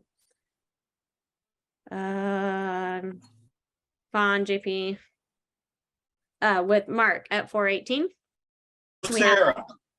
We have we've got crap, and I will try not to curse too. I apologize. My mind went blank. So we've got the sales track, and then we have Mark with 418 who does threat analysis, and we have Viper SOC, and then we have anybody. And then we have like the IT. So we will be sending you guys in different directions as we go along. Anybody who doesn't get hired by the end of your skill bridge, no problem. We just transfer you over as either a vet, or if you're a milspouse, my heart is there for you and we'll get you guys hired. So your day is going to consist of 6 basic sessions. So that first half hour, everything is on Eastern time. So from 10:30 to 11, we're going to be doing a daily check-in. We'll be making sure that you guys are transitioning into the civilian space, and that just see if you guys have any questions. We are also going to be having 2 to 3 people present each day on a tech topic and a book. We'll go over that more. We have the professional development. Okay, so we have the professional development, which is going to be, or career development, which is going to be 1 hour a day. We'll be talking to you guys about a different skill set. So whether it's interviewing or LinkedIn, public speaking, we make sure that you guys are ready to go to transition into that civilian space. We'll have a guest speaker. They'll be doing speed interviews also, so you guys get some practice. We'll be doing some kind of tech training or squad work, or you'll be doing the sales work. And then we'll have self-study. So we are recording our sessions, so you guys can go back and watch them in case you have something that takes you away from the class. Any questions on that, guys? I do. Brenna, can we be provided a list of companies that Seven Eagle is partner with? That way we can start looking and researching the companies to try to figure out a little bit more about their organization. You speak to my heart. We will go over that. Love it. I will stand by then. Yep. Thank you. Yeah, love it. That is what I want. I want you guys to speak up, because we've also Fawn, if I'm speaking, Fawn's taking notes, but JP making sure that we're hitting everything that you guys need. So the Udemy guy is currently sending out your licenses, so keep an eye on your emails and you guys should be getting those. Excuse me, I have a question too. So the day is going to start at 10:30 every workday? Yep, so the 10:30 to 11 hour is going to be very casual check-in, presenting, just making sure that we're all together. We want eyes on you guys. We know that you're away from your units and we're your family for the moment. I know some families are dysfunctional. I apologize if we're slightly dysfunctional, but we want to make sure that you guys are taken care of. So that's kind of our check-in time. Okay. And we should be done by like what, 3, 4 o'clock, I guess? We'll be finished by 3. Yep, so it starts 10:30 to 11 is that check-in. And everything's going to be on the same Zoom. And then the 11 to 12 is going to be the tech sales cohort. And then the 12 to 1 is going to be the tech cohort. And we'll break you guys into groups within that. JP and Fawn are working on that currently. We'll have those assignments due tomorrow. And then everybody's going to get together and do the career development and the guest speaker. Okay. So in full disclosure, I picked my kids up at 3:15. So that's why we end at 3. I'll be around to, wrap up anything, but my husband's active duty. So at the end of the day, I'm taking care of my kids. So always reachable by text though. But so we end, yep. So one of us will stay around for questions though. Another quick question for you. So for the tech cohort, are we going to be broken into 2 different groups as far as threat analysis and then Viper SOC? Is that the way that this cohort will run? Yep. So we'll speak to that in just a little bit, but we will be doing we'll have an assessment that we'll do of you guys. So we will get you more information about that. Yep. So we're gonna, like I said, we will split you into, so for the tech cohort only, we'll split you into groups of 4, and that's going to act as your study groups for content, and it's going to be your additional support and feedback group. So our strategy is to train you as quickly as possible to get you guys ready to test for your certifications. We'll be arranging interviews for you guys, and that goal is to transfer that SkillBridge internship over to a hiring company, and then you guys can get that W-2. A lot of the feedback we've received from clients has gone into creating this cohort and this strategy. We know what our civilian clients are wanting. We understand where they feel the pitfalls are of bringing on transitioning service members and spouses and veterans. And we're using this cohort to address that so you guys acclimate to the civilian sector quickly. Thumbs up? Cool. Love it. Okay. So we're going to promote you guys in a few different ways. We have the guest speakers, we have LinkedIn and Facebook, we have email blasts that we do to our client distribution list. We have dog tags, which is, you guys think of, you've got your LinkedIn profiles, right? Dog tags is our own internal kind of LinkedIn where we have your resumes, your short videos, your bullet points of your achievements, and that's what we can show to clients. We like to do this blitz thing where we advertise you guys to local hiring companies, and you guys will help with this. I just want to let you guys know, and I know we've said it to you before, we do our best to get you guys hired. We have no control over it ultimately, but that is where our passion and, our goal is to get you guys hired. I wake up every day and I want to come to work because I truly believe in what I'm doing. And I want you guys to have that same feeling. So we're going to make sure that these companies are a good culture fit, and we'll work with you guys on that. Attendance expectations. Please do your best to attend all the sessions on time. I understand that stuff is going to happen. We're going to pick a squad leader. You guys can let them know if you can't make it. And then if you guys have any assignments, make sure that you're working on those, you're getting those done on time. We're going to record these sessions so that you guys can rewatch them. The small group sessions we won't record, but the large group sessions, the career development and the speakers, we will. Again, if you guys need any, if you guys have any exceptions you needed for prayer time or church, or you need to muster, or you have VA appointments, or your household goods are in the middle of getting picked up, just let us know. We completely understand all of that. Just make sure you're communicating. And you let your squad leader know, or if you, and then they'll report that to us. But if you feel it's something more private and personal, please go ahead and send me a text message. I know some of you guys have asked about childcare issues. I myself have 4 children. They're going to be out of school. I will do my best to have childcare provided for them, but there will be times when, I mean, my 2-year-old's just going to want to sit on my lap, even if the babysitter is here. So we understand that everybody has a life.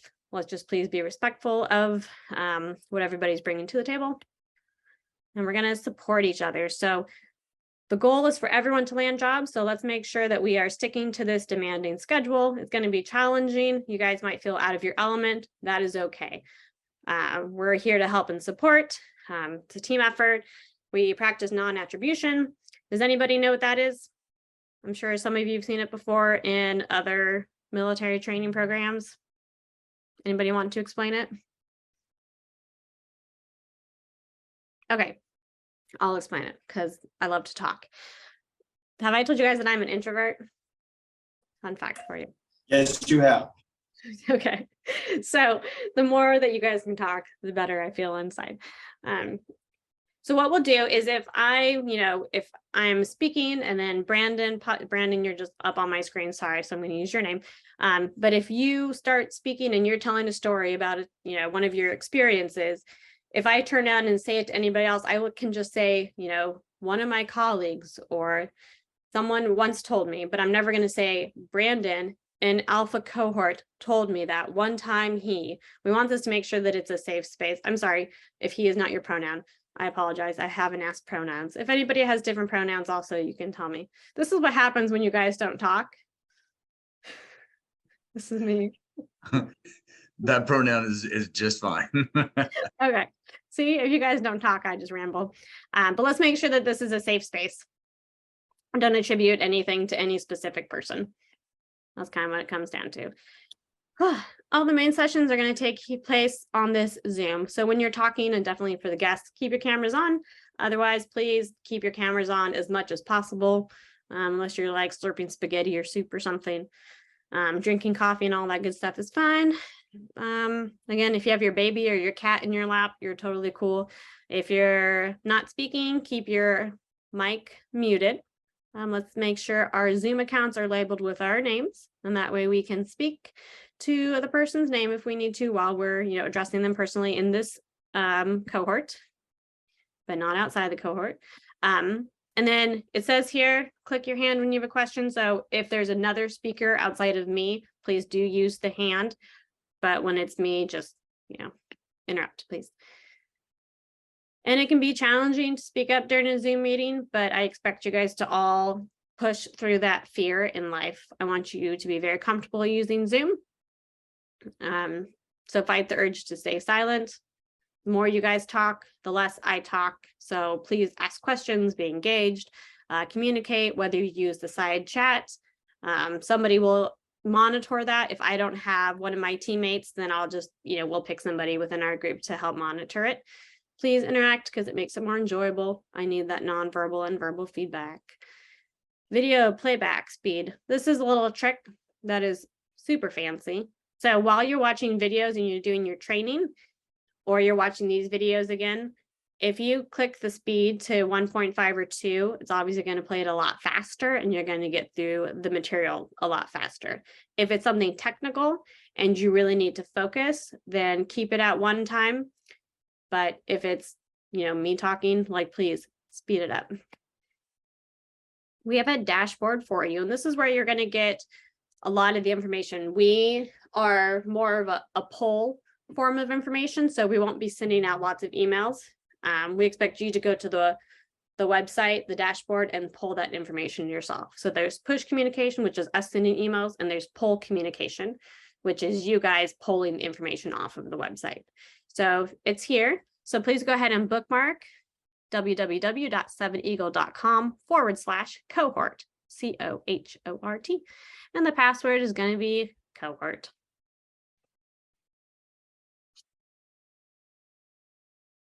And we'll go over that. Here's our initiatives. You guys doing okay? Oh, can you please go back? Yeah, absolutely. Well, I say yes, like I can. Okay, there you go. Does somebody want to drop this in the chat so you guys can?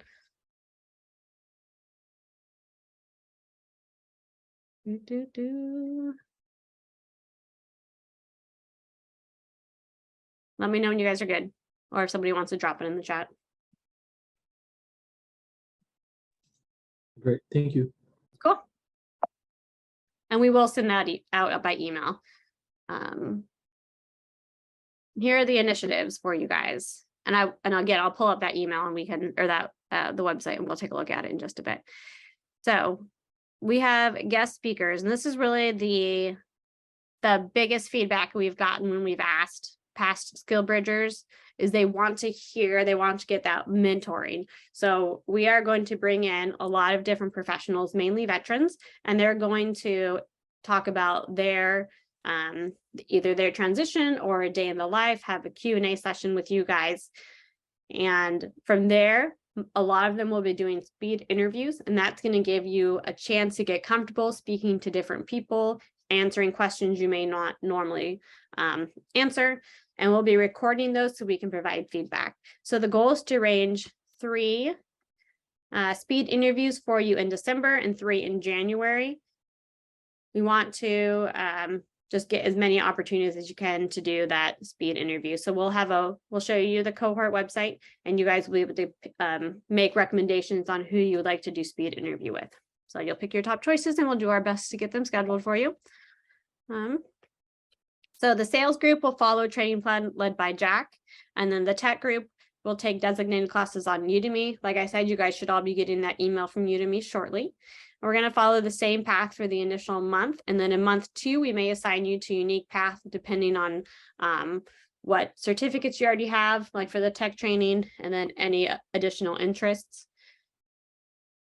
So most of our training is geared towards helping you obtain CompTIA or other industry certifications, and those will make you more marketable. Udemy offers lots of training to prepare you for certifications, and you're responsible for covering the cost of the exams. Most of you have access to the COOL program. Let's remember that these benefits that you have being in the military need to be used. If you guys don't use those benefits, they go away. So yes, you're on the end of your careers in the military, but let's utilize those benefits, because if you don't utilize them, what happens?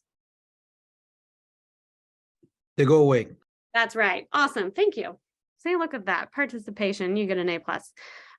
So please check with your education branch office and let's make sure that we use those. So the OJT for the tech. We're going to have some opportunities to work with ViperSock, and you guys will meet Jay. He was going to do his best to pop in today. And so the goal is to help you get that civilian experience. So often we hear that that's why veterans don't get picked up, or military spouses don't get picked up for jobs, is because they don't have that hands-on experience. So we're going to try to help with that. We're going to spend a lot of time doing role playing to help you guys with interviews. There's lots of different stages for interviews. There's the, just the recruiter screening phone call. Most of the interviews we did with you guys were very casual. For this cohort, that's more of like the recruiter screening. But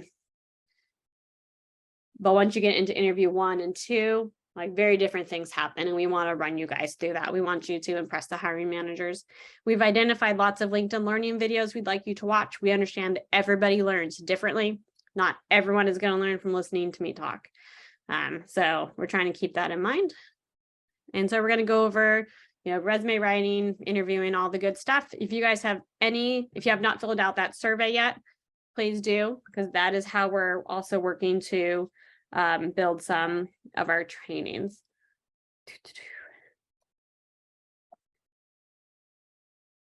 So every day we're going to have 2 members so you guys, 2 of you are going to give a 5-minute recap of something going on in the tech cyber world. We want you to be able to speak to current trends in the industry and not just speak to what is the current trend in the military. So we're asking that you guys are daily, if you want to set a notification with the news, hello news, notify me please.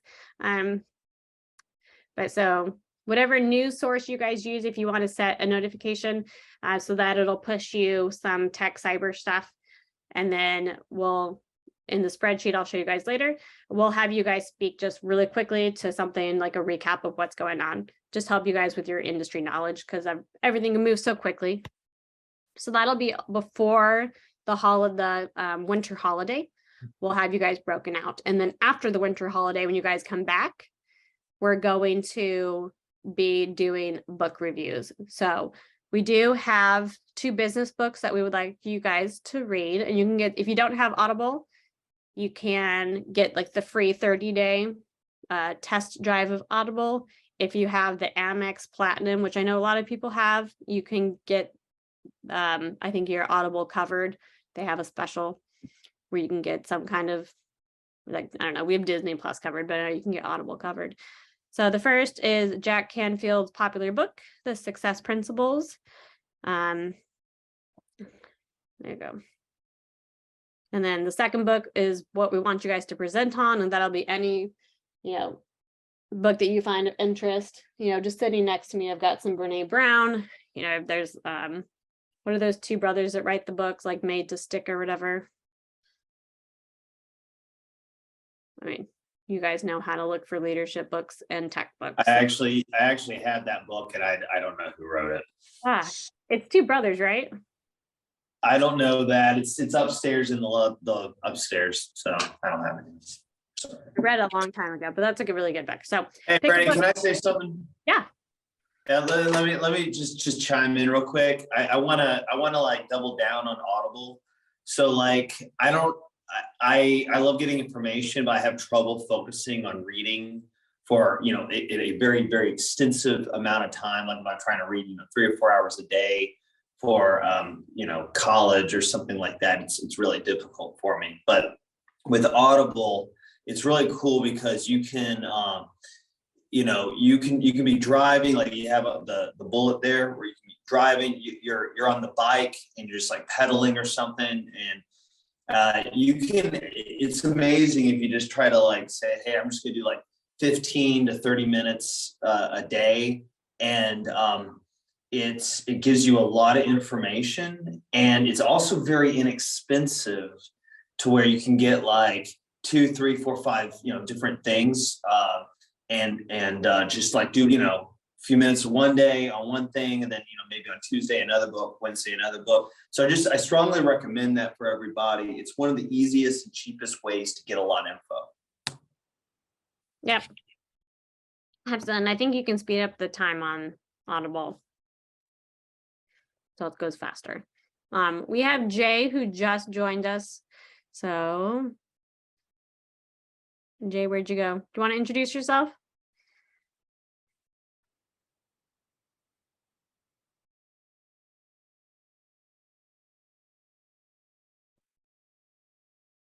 Howdy.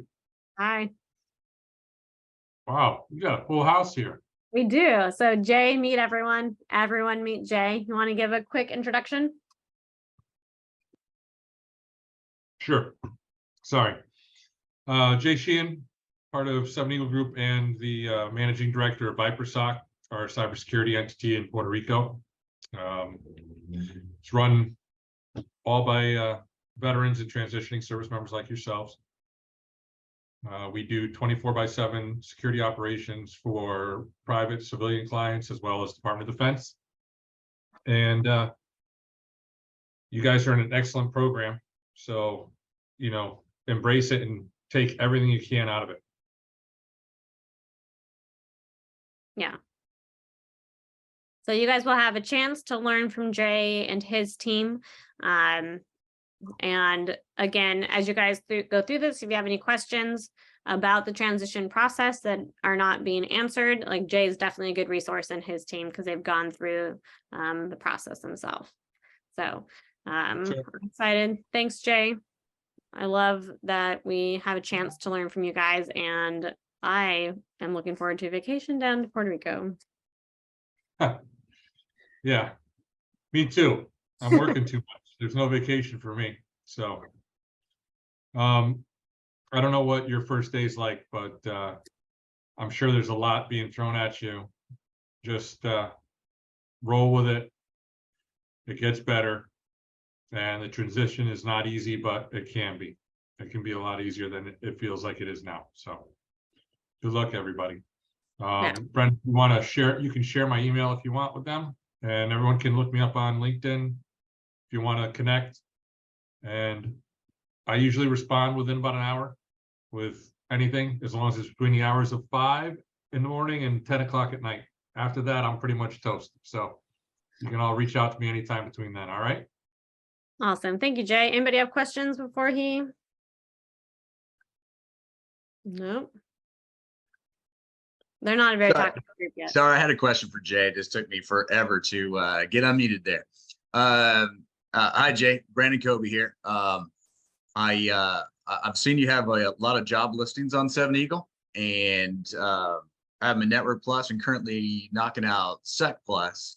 Are these certifications that you're looking for, or are you looking for a little something else? And I'm really looking from coming from an experience and background, not in the IT side. So I'm just trying to learn. Roger. So we're a SOC 2 compliant company, meaning we have to go through a certification and audit every year.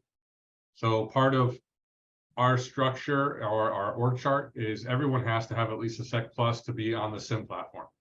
So Sec Plus is definitely going to get you there, unless you go the SANS route with GIAC or GCC, that kind of stuff. Those are excellent programs. They're probably better than Sec Plus and the other ones from CompTIA, but again, they're more time consuming and more costly. So you got to weigh those two options. But if you already got your Network Plus, definitely bang out the Sec Plus.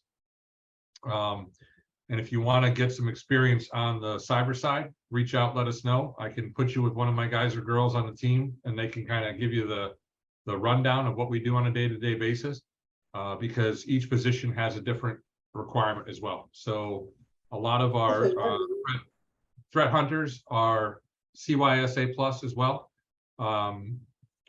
Threat hunting and incident response, we require CYSA Plus or CEH at least. So there's a bunch of different, acronyms that you can go after. It's just developing what you really want to do for a career at that point. And that's what we do in the Viper SOC Skill Bridge program. We help navigate that process but everybody starts with at least a Sec Plus. And then whatever you really embrace, we try to forward you through that pathway. Does that make sense? It does. Thank you. No worries. Again, I'm always here. Anybody needs anything, reach out. All right. Awesome. Thank you, Jay. No problem, Brenna. Thank you. Thanks for inviting me. When Tim Tipton comes on, make sure they all give him a hard time, please. Will do. Excellent. Thank you. See you guys later. Bye. Good luck. Awesome. Awesome. Any questions at this point, guys? Yes, he said he was going to drop his information, right? So we can actually get in touch with him. Yep. We will get that dropped for you guys. Okay, thank you. You are welcome.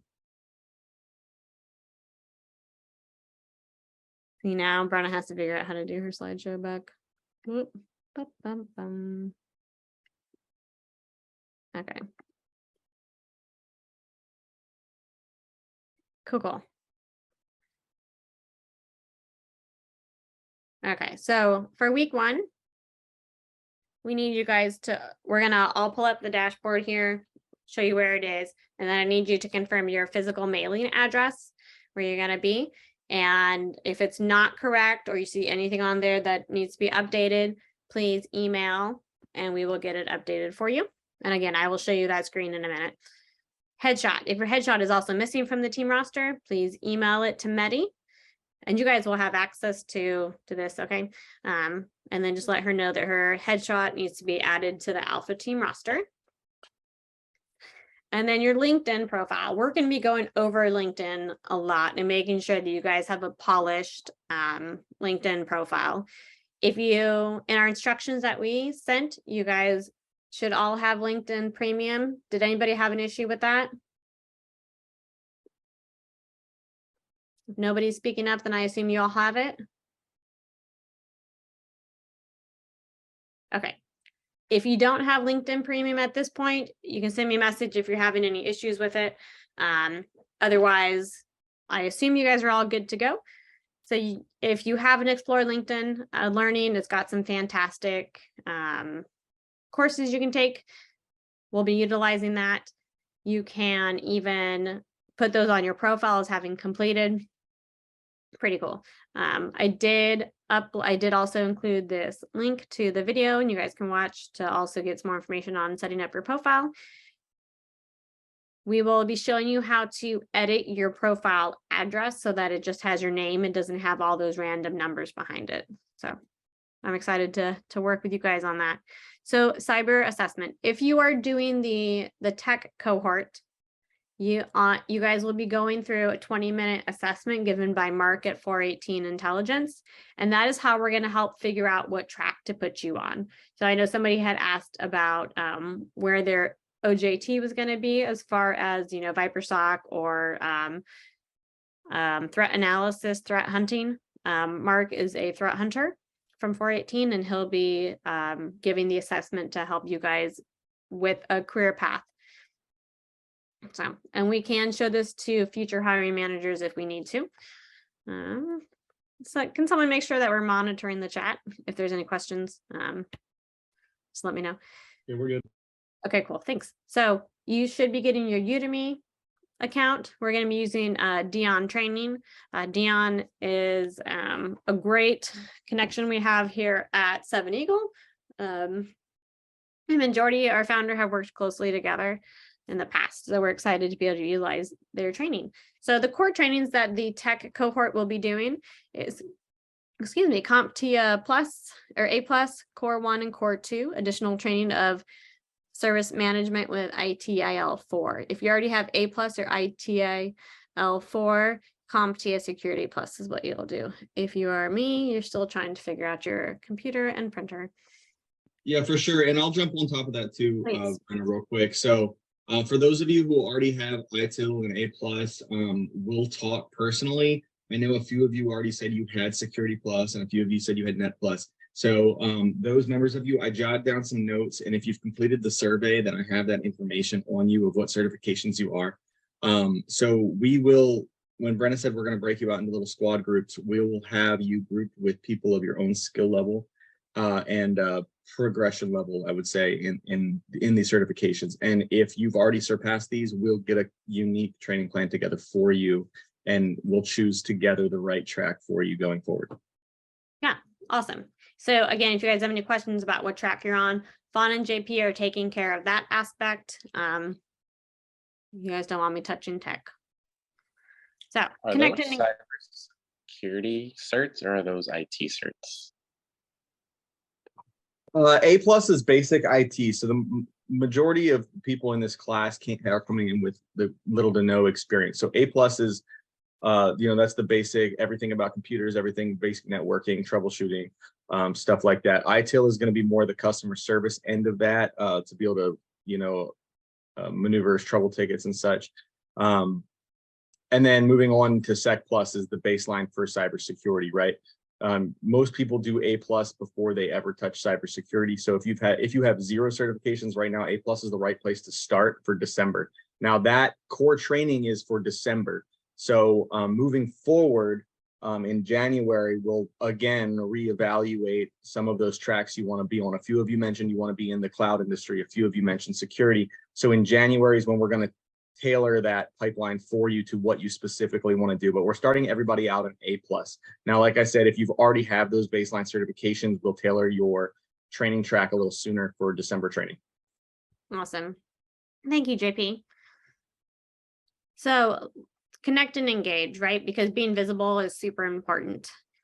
So please connect on LinkedIn. We're going to connect to myself, Fawn, JP, Jordy, all the instructors you've seen here today. Make sure you're connecting with us, and then connect with others in the cohort. You'll see everything on dashboard. Also, please like or follow us, 7 Eagle Group on LinkedIn and Facebook. And when you are requesting to connect with us on LinkedIn and your fellow cohort members, please put a note. if you just click connect, the chances of somebody accepting it are not as high. If you have the mode on, the creator mode, if you have creator mode on your LinkedIn right now, please take that off. Otherwise, people can only click follow. They have to go through more steps to click connect. So remove creator mode if you currently have it on. And I'm on Facebook too. So if you want to find me there, if you're a Facebook person. So yeah, so like, share, comment when you see company posts. That just helps with engagement, boost audience, boosts the program. So this is, oh, I'm supposed to message the boss. Okay, let me call Jordy and get Jordy to come on and talk about, so you guys want to take a 5-minute break? Sound good? Sounds good. Okay, awesome. I'll meet you guys all back here at 25. Okay, is everybody, you guys come back on? Please make sure that your camera's on unless you're eating or doing something else. Okay, give everybody one more second. Yeah, if you have your military email address, please do update it. Because obviously once you're out of the military, you will not be accessing that email. So please check the cohort contact list. Make sure your email is up to date, that it's your civilian email, that your LinkedIn is correct, that your address is correct. So if you're highlighted in orange, make sure that we have your correct address, please. All right, so one of the tactics that makes 7 Eagle Group very effective at promoting and getting candidates like you guys hired is a wait, what are we gonna do first? The video intro one? Yeah, I'm sorry. Yeah, keep it on that. Is this what we call a video intro? And basically it is what it's exactly what it sounds like. It's a couple minutes of you talking about yourself, giving a hiring manager a little sneak peek at your personality, your communication skills, your confidence, your enthusiasm, everything that they will not see on your resume. I am not a resume fan. I hate them. I think they're ridiculous, but unfortunately they're necessary. But the industry, if you think about it, it hasn't like changed in like 100 years. Like people still apply for jobs with this piece of paper, which drives me nuts because you have hiring managers looking at a little piece of paper of you and deciding if you're going to get that interview or not.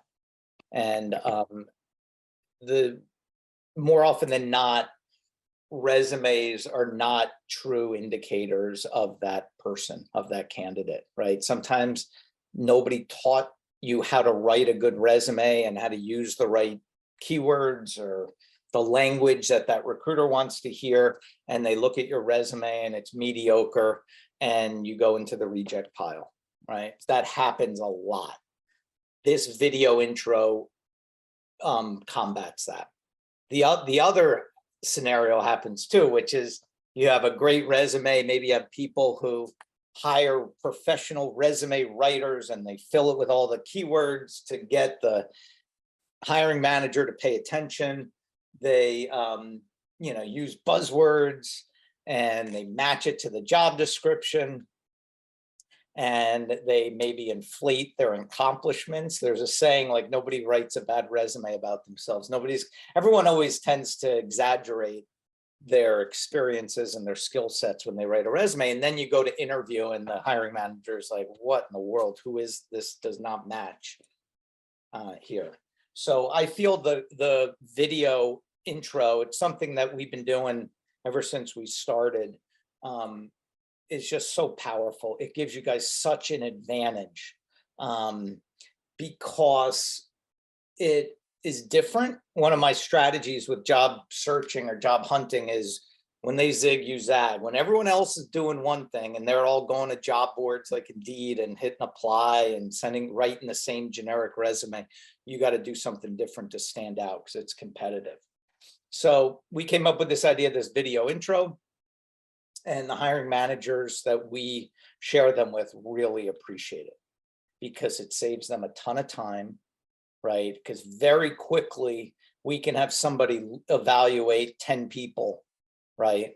In the amount of time it might take them to sit through one interview with somebody. So they really like that. It saves them time, and it's not going to get you the job. Nobody's going to watch your video and say you're hired. It's going to get you the next interview. Okay. So let me, oh, Bren, can you go to that link there? Can we just open that up for a sec so I can walk them through the. Sure. Okay, so you guys, what you guys are going to do, I want you to take a stab at doing this today. The beauty with this video intro is we can revise it at any time, right? So I want you guys to take a stab when we break today at doing your own version. You could film it on your own. If you're just struggling, don't sweat it. These are not easy to do because how many times in our lives have somebody like pointed a camera at you and say, all right, start talking about yourselves, talking about how you're such a great employee. It's not an easy thing to do. Just get over the awkwardness. If you do it in your privacy of your home, you can keep doing it until you're happy with one. But knowing that we can change it at any time. You might come back to us, on Wednesday and say, can we swap out my video? And we'll do that. It takes seconds for us. Okay. You're going to shoot the raw footage. We can edit them for you. If any of you guys know how to edit, you're more than welcome to do your own. We do not like to put any identifying information about you on there. So don't go on there and say, hey, this is John Smith. I live in Pittsburgh. I'm in the Navy. Don't do that because we want to protect your confidentiality on these. It's going to be a private video. Only people with who we show it to will be able to see it. But with that said, there's no need for you to put any of that stuff in there. Okay. All right. So basically, it's a quick intro of yourself. I talked about that. These video intros, we studied 89% greater chance of getting you an interview. All right. That's just from our quick research. So this is what you're going to do to bang yours out. Excuse me. Number one, just make sure you have a decent background. I personally like if you guys have anything sort of military related behind you, like I see some of you guys have little plaques or pictures. I think that's awesome. It could be the blurred out background. That's fine. It could be a blank wall. That's fine. It doesn't matter. You just don't want the distractions. It's more about, I wouldn't do it. Don't do it with like the bed in the background. Don't do it with the dog running by you in the background or, a dirty laundry behind you on a chair. Just keep it simple. The less, the better, because you want the focus on you. And then as far as light, this is a big one. You want the light source, to be in front of you, not behind you, right? If I'm in my window, you can see, I don't know if I could see it, but I sort of get all dark now. Like, look at my face there because the light is behind me. But all you have to do is just pivot a little and that'll clear it up for you. So you want it to be a crisper footage. All right, go down to the next one. Just write your script.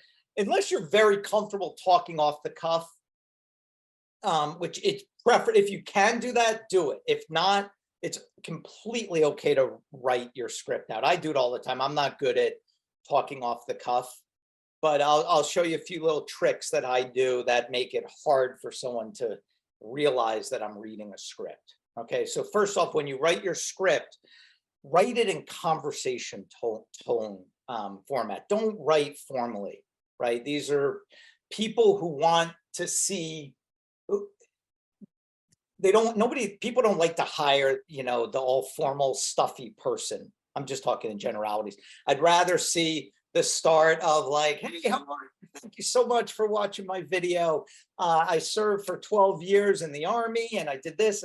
I'd rather see that tone than, hi, I served for 12 years in the Army. I was, okay.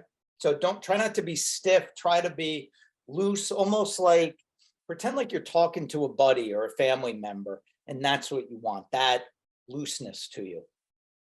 All right. I feel it makes a difference. So here are some ideas of stuff you can include. This page that you're looking at is written for candidates of ours where we ask them to talk for 25 seconds. I'd rather have you guys, because we're going to be showing your video to so many people who are hiring authorities. I'd rather have you get a little bit more in. So a minute to 2 minutes is fine. Don't talk for 3 or 4. It's too much, right? We'll just cut it down. But we're just looking for some clips, some sound bites that we feel show you at your best, right? Some, you know, 3 or 4 of those that are like, when somebody hears them, like, all right, that sounds cool. All right. You're not reading your resume. You're not saying, you know, I was born in New York City. I went to, you know, Grafflin Elementary School. From there, I went to high school, you know, not that. So do we know what elementary school you went to now, Jordy? Grafflin, Douglas, Grafflin is the greatest on education. Anyway, so it's just a quick snapshot of your best of what you feel makes you a great candidate. All right. And some of you have really awesome experiences that are going to be applicable, meaning you did a similar type job in the military. So it's an applicable civilian experience tech wise. And you could, and by all means mention that. Others of you, maybe you were maintenance mechanic in the Navy and now you're trying to go into cyber. So you don't have anything cyber wise to talk about or tech wise from the military. So you're going to focus on your other great qualities, your character traits, your leadership. You won't find anyone better than me. I will run through a wall for your company. When you give me a task, I will get that done every time. You ask any of my commanding officers about my, you know, I want that sort of confidence when you're talking about yourself. All right. And a lot of people, I know, because the military culture is not one to teach you guys to boast and brag about yourself, but here's a time where you have to do that, where I want you to, it's okay to pat yourself on the back and say, you know, I had this one opportunity to help on this project and we absolutely did so great. Here's what happened. You know, it's okay to talk like that in here because you're trying to get a hiring manager to stop and say, oh my gosh, I like this guy. I like her. She can definitely fit in here. Okay, we're not looking for TV quality. Nobody expects you to be, you know, a TV reporter with that polish. All right. If you, anyway, let me see, wait. So you mentioned if you have security. So this is, it can be different for everyone.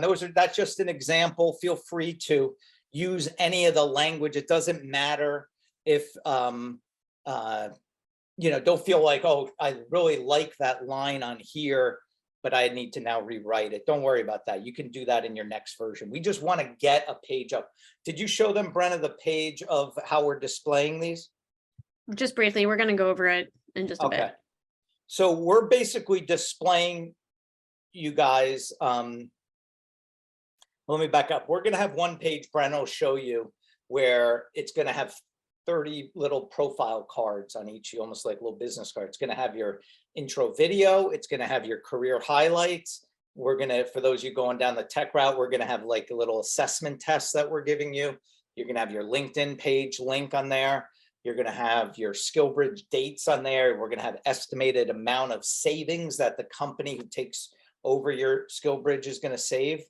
So this is like, this is what we're trying to hook that hiring manager into. So you're going to be on a page of all these videos with you and your colleagues, and the hiring manager hopefully is going to be buzzing around checking out each of them. If you talk for 2 minutes, most people are not going to sit and watch the whole thing unless they really like you. Mm-hmm. Most people, it's just human nature. You skim, you're like, I'll play it for 2 seconds, you know, I'll start playing it. If I'm like, oh, I don't know, no, next. I'm not going to sit there and listen to the whole thing. So you want to try to get your best stuff in the beginning. You're more likely to have people watch the first half than the second half. All right, you see that note from Larissa? We got to get her on the. All right. All right, let's keep going. I'll go through this. After we go, we have a few steps here, instructions. I'm going to go through them, and then I'm going to show you guys some samples, and we'll critique them together. Okay. record your video. So either speak freely without reading a script, which can be hard for most people like me, or you can write it down, whatever's comfortable. If you choose the latter, if you're going to write it, I'll show you this is how I do it. I use Zoom. If you guys they each should have a Zoom account, right? Or no? If you get a free Zoom account for yourself, Zoom has a free record to your desktop, which is cool.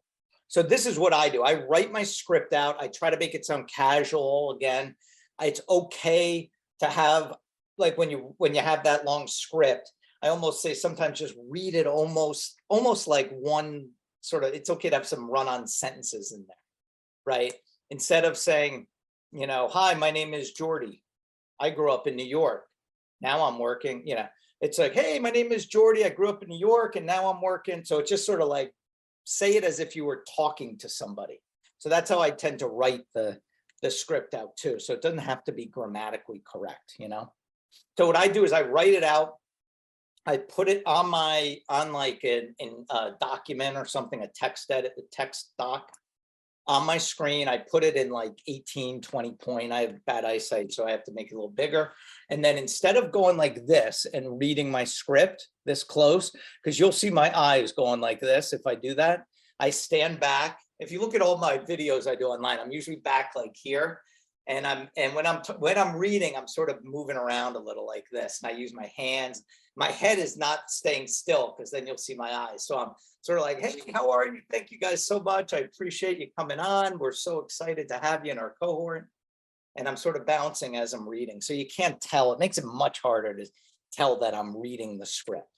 But it looks really natural. It does. It really does.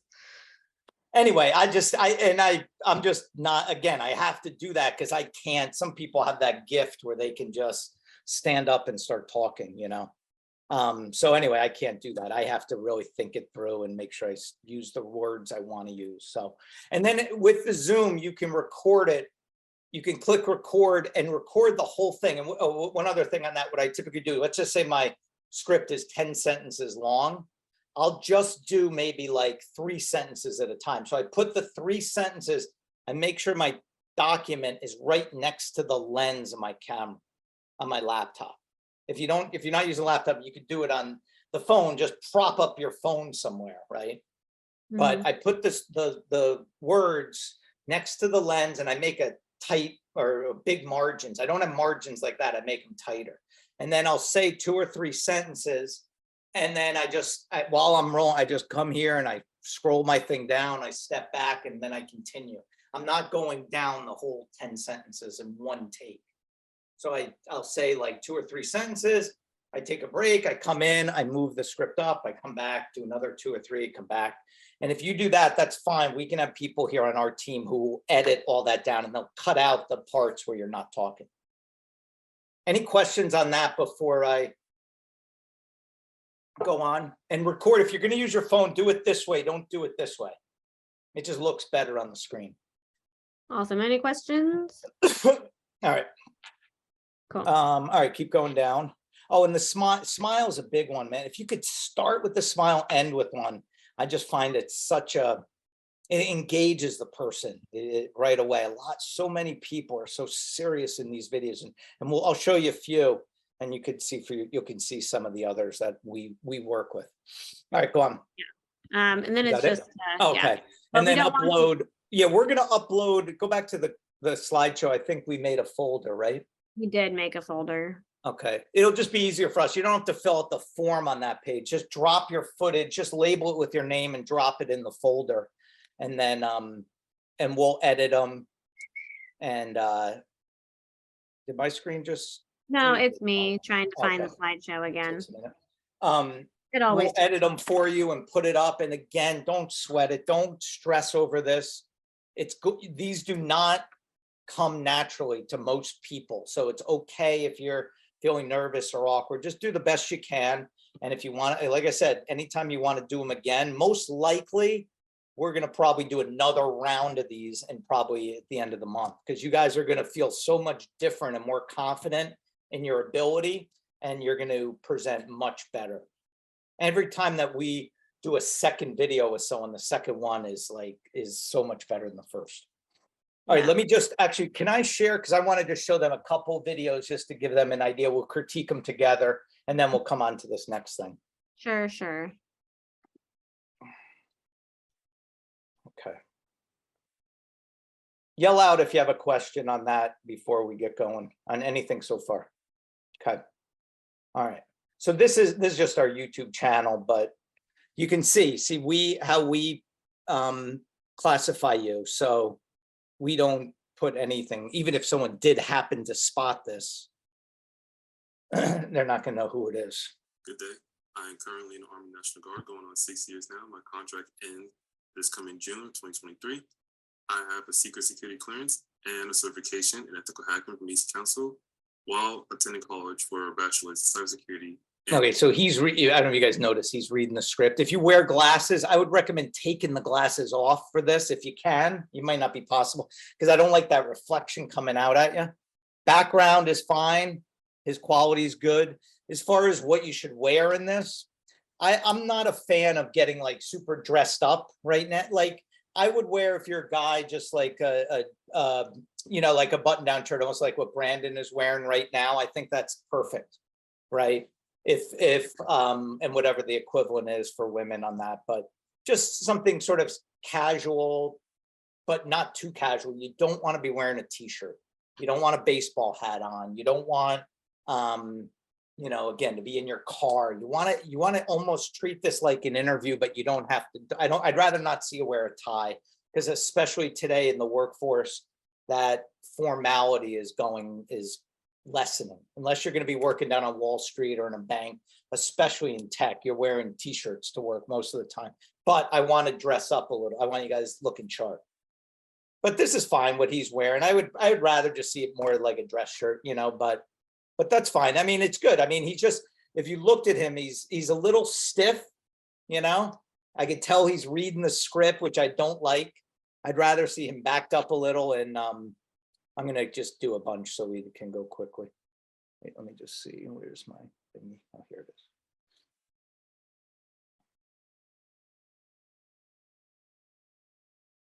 And just yell out if you have any questions as we're doing these.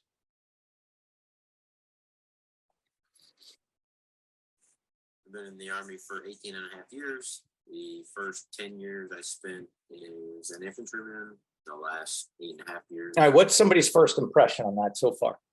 This is the crucial, like 5 to 10 seconds. What's your first impression?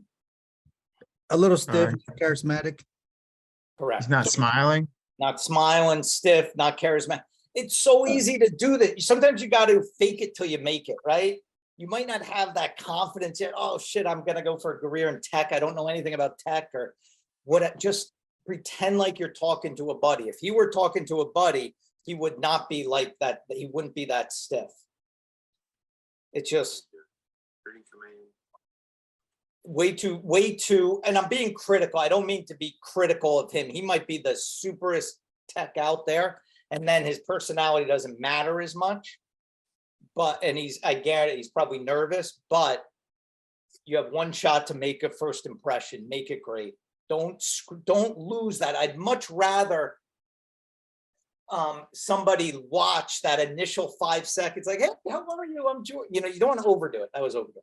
Hey, I'm Jordy. So nice for you to watch my video. I'm so excited for this opportunity to tell you a little about myself. And I haven't even said anything about myself. And you're probably going to be more drawn to that person just because they're a little bit excited and passionate and enthusiastic than something that's very stiff like this. Remember, these hiring managers are looking at this and saying, can I see myself working with this person all day long? Mm-hmm. I think just to kind of further your point, Jordy, like Jordy hired me before I even seen my resume because we got into we started on having a conversation. And we talked about my experiences and my, like what I'd done for work, but the whole goal is to get you guys in front of the hiring manager because that is how positions are filled, not with resumes. Because I've been doing that. Before I did Seven Eagle, I had other businesses. So I'm 55. I've been doing this for 32 years or whatever. So I feel like I'm a pretty good evaluator of talent. And I don't need the resume doesn't do as much for me as I want to hear you speak. I want to see how you present. I want to see how passionate you are. When I was on the break from you guys, I was talking to a candidate who said to me, I said, "Oh, what do you want to do?" And his response was, "Well, I'm a medical recruiter in the Army." He goes, I don't really know yet what I want to do. I guess I'll do anything, maybe something in tech, maybe this. And I'm like, he goes, "You got to stop for a second. You cannot talk like that to a recruiter. You can't do that, right? You have to have this focus. You got to have this laser focus on what you want.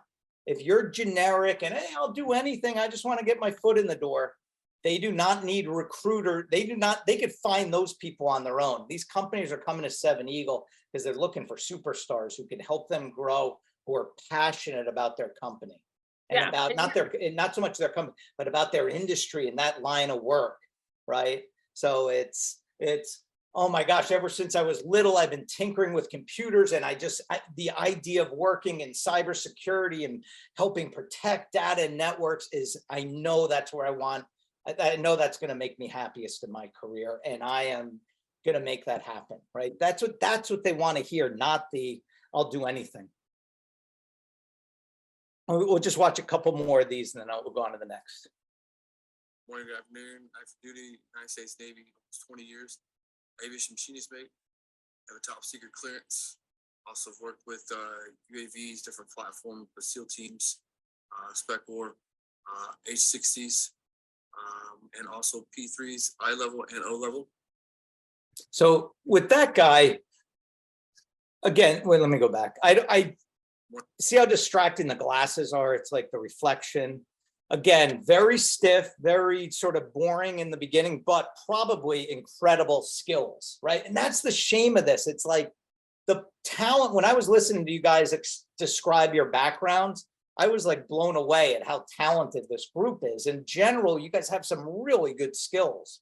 And I love all of your, you guys all have the great, I call it like the it factor, like those character traits, that enthusiasm, that excitement. And that we have all of that in our favor, which I'm excited about. But you got to remember, the typical hiring manager is, I'm telling you, they're spending 3 to 5 seconds watching your video like this to determine, do I want to keep going? And hopefully they'll keep going, but on average, they're getting a 3 to 5 second view. So with this guy, my guess is, despite all that incredible experience he has, he's going to get passed up for opportunities, because the way he's talking to us right now is probably the way he'll talk if a recruiter calls him on the phone, and they're going to get a little bit turned off by that. Or if he goes into interview, they're like, "Oh, I don't know. He's got skills, but man, this guy is a deadbeat," right? I don't mean to put anyone down. That's not my purpose. He can be incredible and he can be very talented, but we got to play this game, this hiring game. And it's ridiculous at times, but you got to turn it up a notch. I would have rather seen this guy who has all this cool, I think it was like drone experience or something.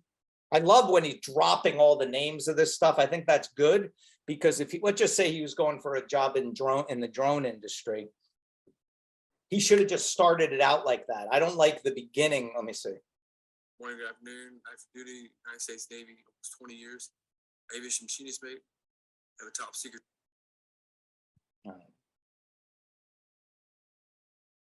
Maybe it's starting. Well, whatever. I'll leave it at that. I don't want to give you guys.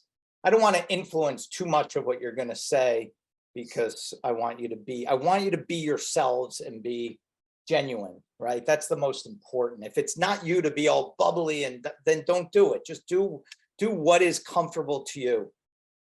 And if you can, let's see what this one says.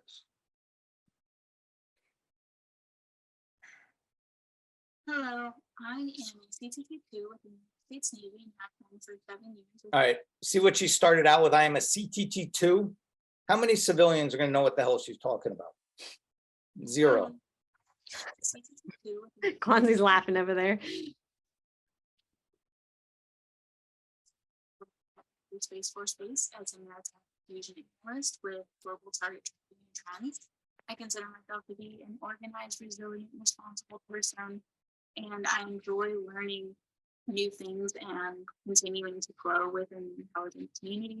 That's why I'm hoping for an opportunity to break out into the cybersecurity field and just learn everything I can about cyber and everything it has to offer. That's why I'm All right, I thought that was great, that those 20 seconds, I thought that was good how she was describing her background. This part here, again, this part you got to fake it till you make it, right? I'm hoping to learn to bump into cybersecurity. No, I am on a mission to have an awesome career in cyber, and I'm taking these classes and I'm going to get these certs, and look out world, here I come. That I'd rather see that than, oh, I'm just hoping to get break my foot and, you know, break into this new industry. And you got to have that, confidence. All right, one more and then we'll stop on these. Oh, you know what I want to show you? Let me show you, should I show them Kiera? So Yeah. I want to show you this one.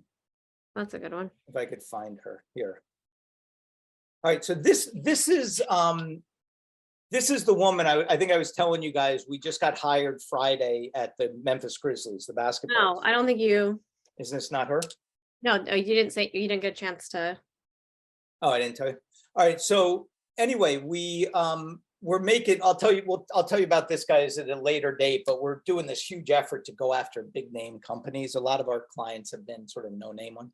Anyway, so we're doing a big effort in sports. I know a few of you guys mentioned you love sports. So anyway, we got the Memphis Grizzlies on board, and this woman, Kiera, just got hired Friday to do a skill bridge with the Memphis Grizzlies in software engineering, with a job that's gonna, I think it's 120 grand after skill bridge, 120.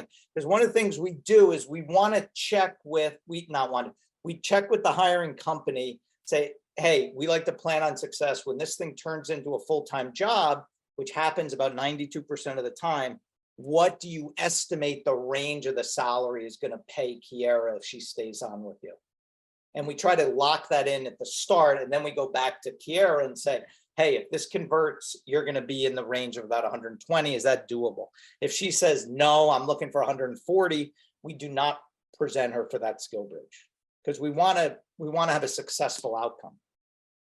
She got 3 job offers, 3. This is like our home run, right? Our grand slam, which is what we want for each one of you guys. If we can get multiple companies expressing interest in you, now you have the leverage, not them. Now we can negotiate better pay for you, right? And that's what we want. That's why we have so many speakers coming in. Did you show them some of the speakers yet? Not yet. Okay, so you'll see who we have, some initial speakers coming. We're only going to get more. We're going to pound them. We're going to keep packing in speakers, because we want more and more people to meet you guys. The first way they're going to meet you is your video intros. The next way they're going to meet you is during their live talks, when you guys will be there. All right. Somebody like Kiera got 3 job offers, which I don't think in our history has happened. I don't think it has. We've had 2s, doubles, but we've never had 3. And when you get, I was like, what the hell did she say? What is so great about Kiera, and how do we duplicate that, right? So I went and watched her video, and I think one of the best things about Kiera is she has a lot of certifications. She was going for cyber, so I think she has like 5 of them. And I think that was probably the majority of the decision of why people liked her.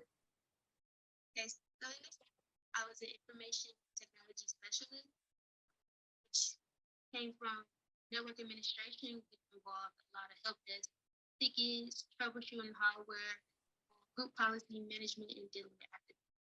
So majority of my time from being a network administration role in the Army. I also have my associate in the information system, and I've just made it a mission to get as many certifications in that CompTIA work, network security, server club, recently my cybersecurity. So what makes me a strong worker is I'm adaptable, comfortable in all environments. I'm really focused on detail. I want to get the job done. Every node is my free time, I enjoy hitting the gym, but recently I've started building a home because my legit passion is IT. So I'm always reading articles about the latest technology. And then I go to my lab and try to learn. Interview for this position.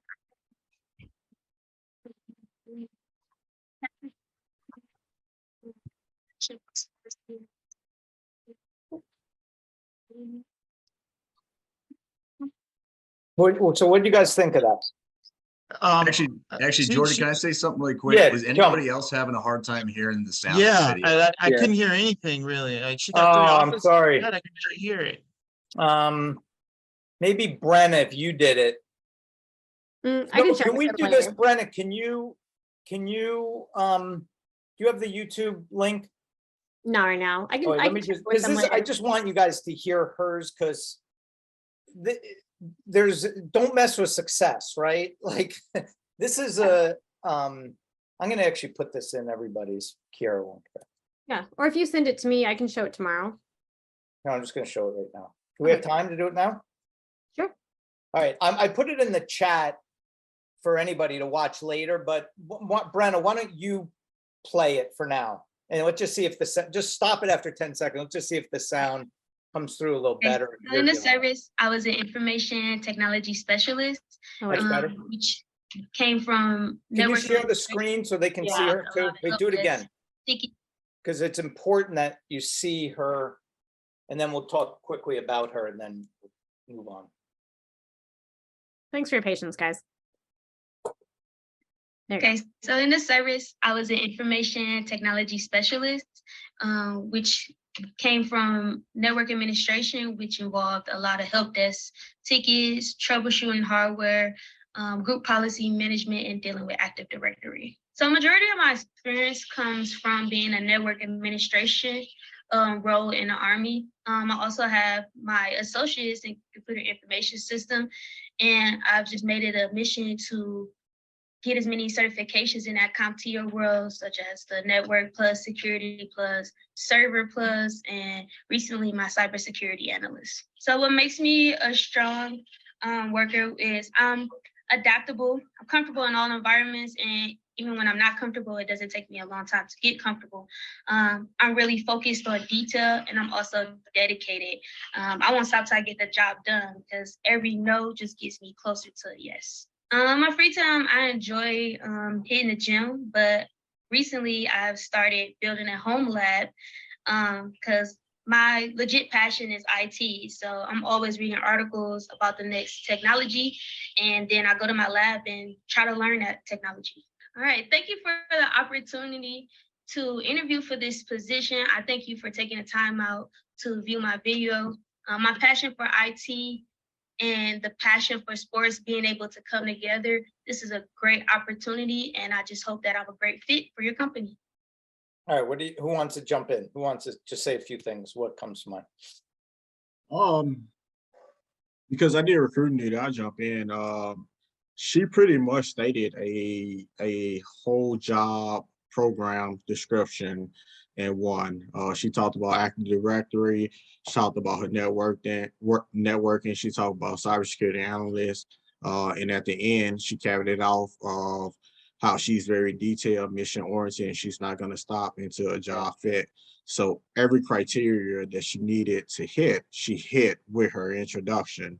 And that's something that I'm definitely going to think about, because we all have skills if we're trying to get into the tech role. We just don't realize that we do those skills. But if you look at a job announcement for a cybersecurity analyst, well, we all have analyzed different systems. You may not have done it in a particular, cyber system, but you have analyzed the system. You have did audit logs. We have done all these things. Now we just need to figure out how we're going to articulate it and sell it to another host company.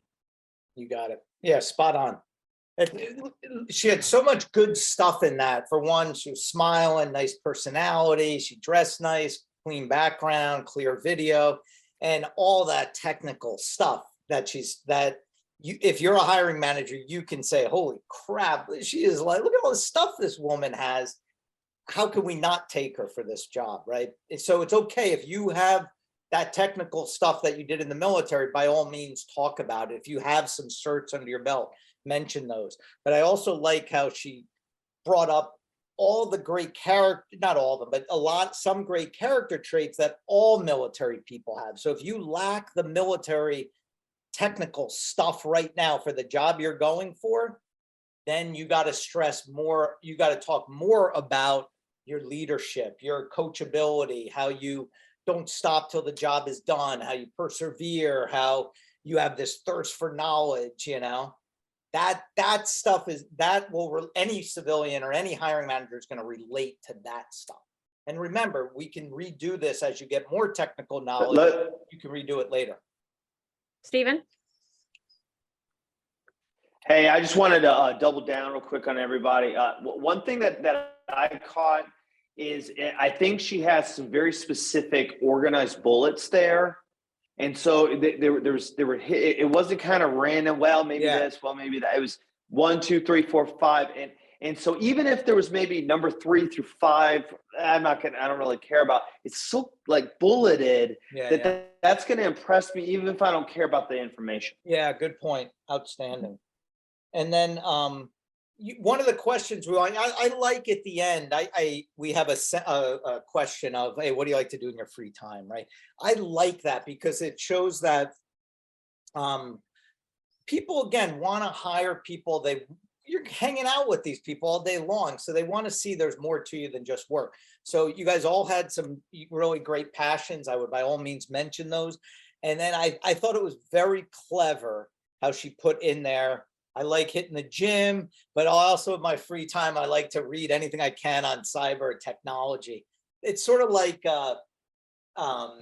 it's another great advantage to her if you're because it displays her passion for this, you know?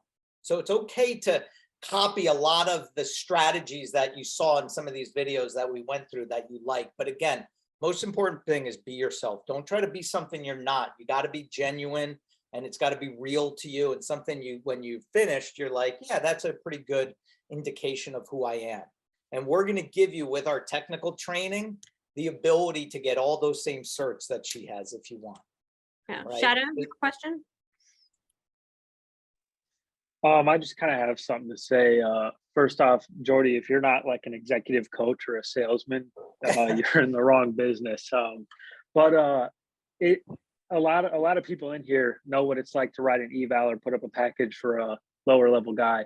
And from what I could see from her video, she basically was speaking to a consumer almost, right? So we have the luxury of knowing who's going to hire us and what their companies do. We can look into their companies and see exactly what they're hiring for and what those jobs require.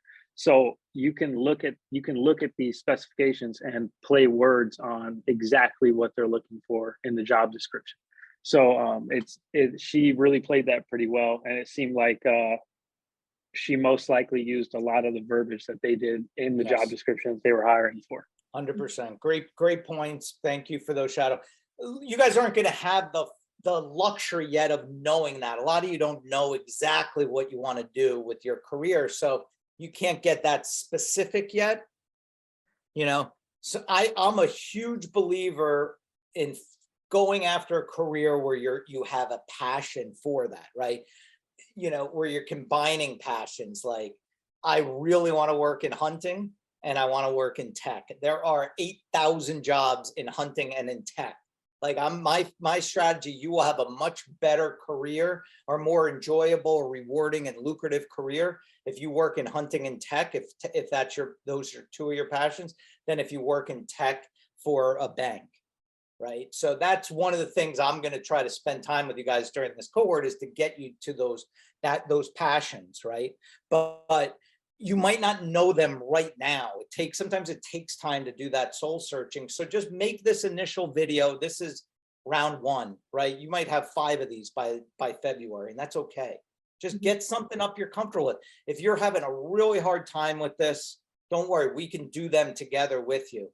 You know, someone on our team will jump on and we'll ask the questions and we'll coach you along. Or if you're feeling very awkward, just do a 30-second one. It doesn't have to be 2 minutes. But just Right. write out your scripts, bang it out, take a stab, and just do the best you can. That's all.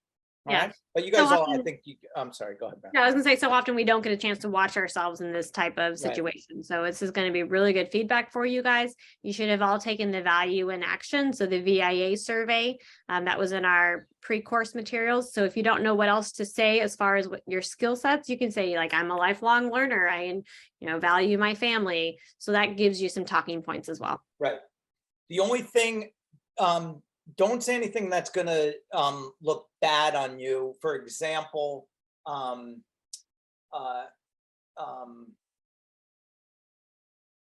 I have a really hard time showing up, on time, I'm working on that. There's no, don't say something that's can be seen as like a negative right now. Does that make sense? That was a bad example, but Speak to a lot of our strengths and not our weaknesses. Right? Yeah, that's all right. All right, should I go on to the next set? Any questions on the video intro before we jump on? Because I want to talk briefly about the next sort of assignment.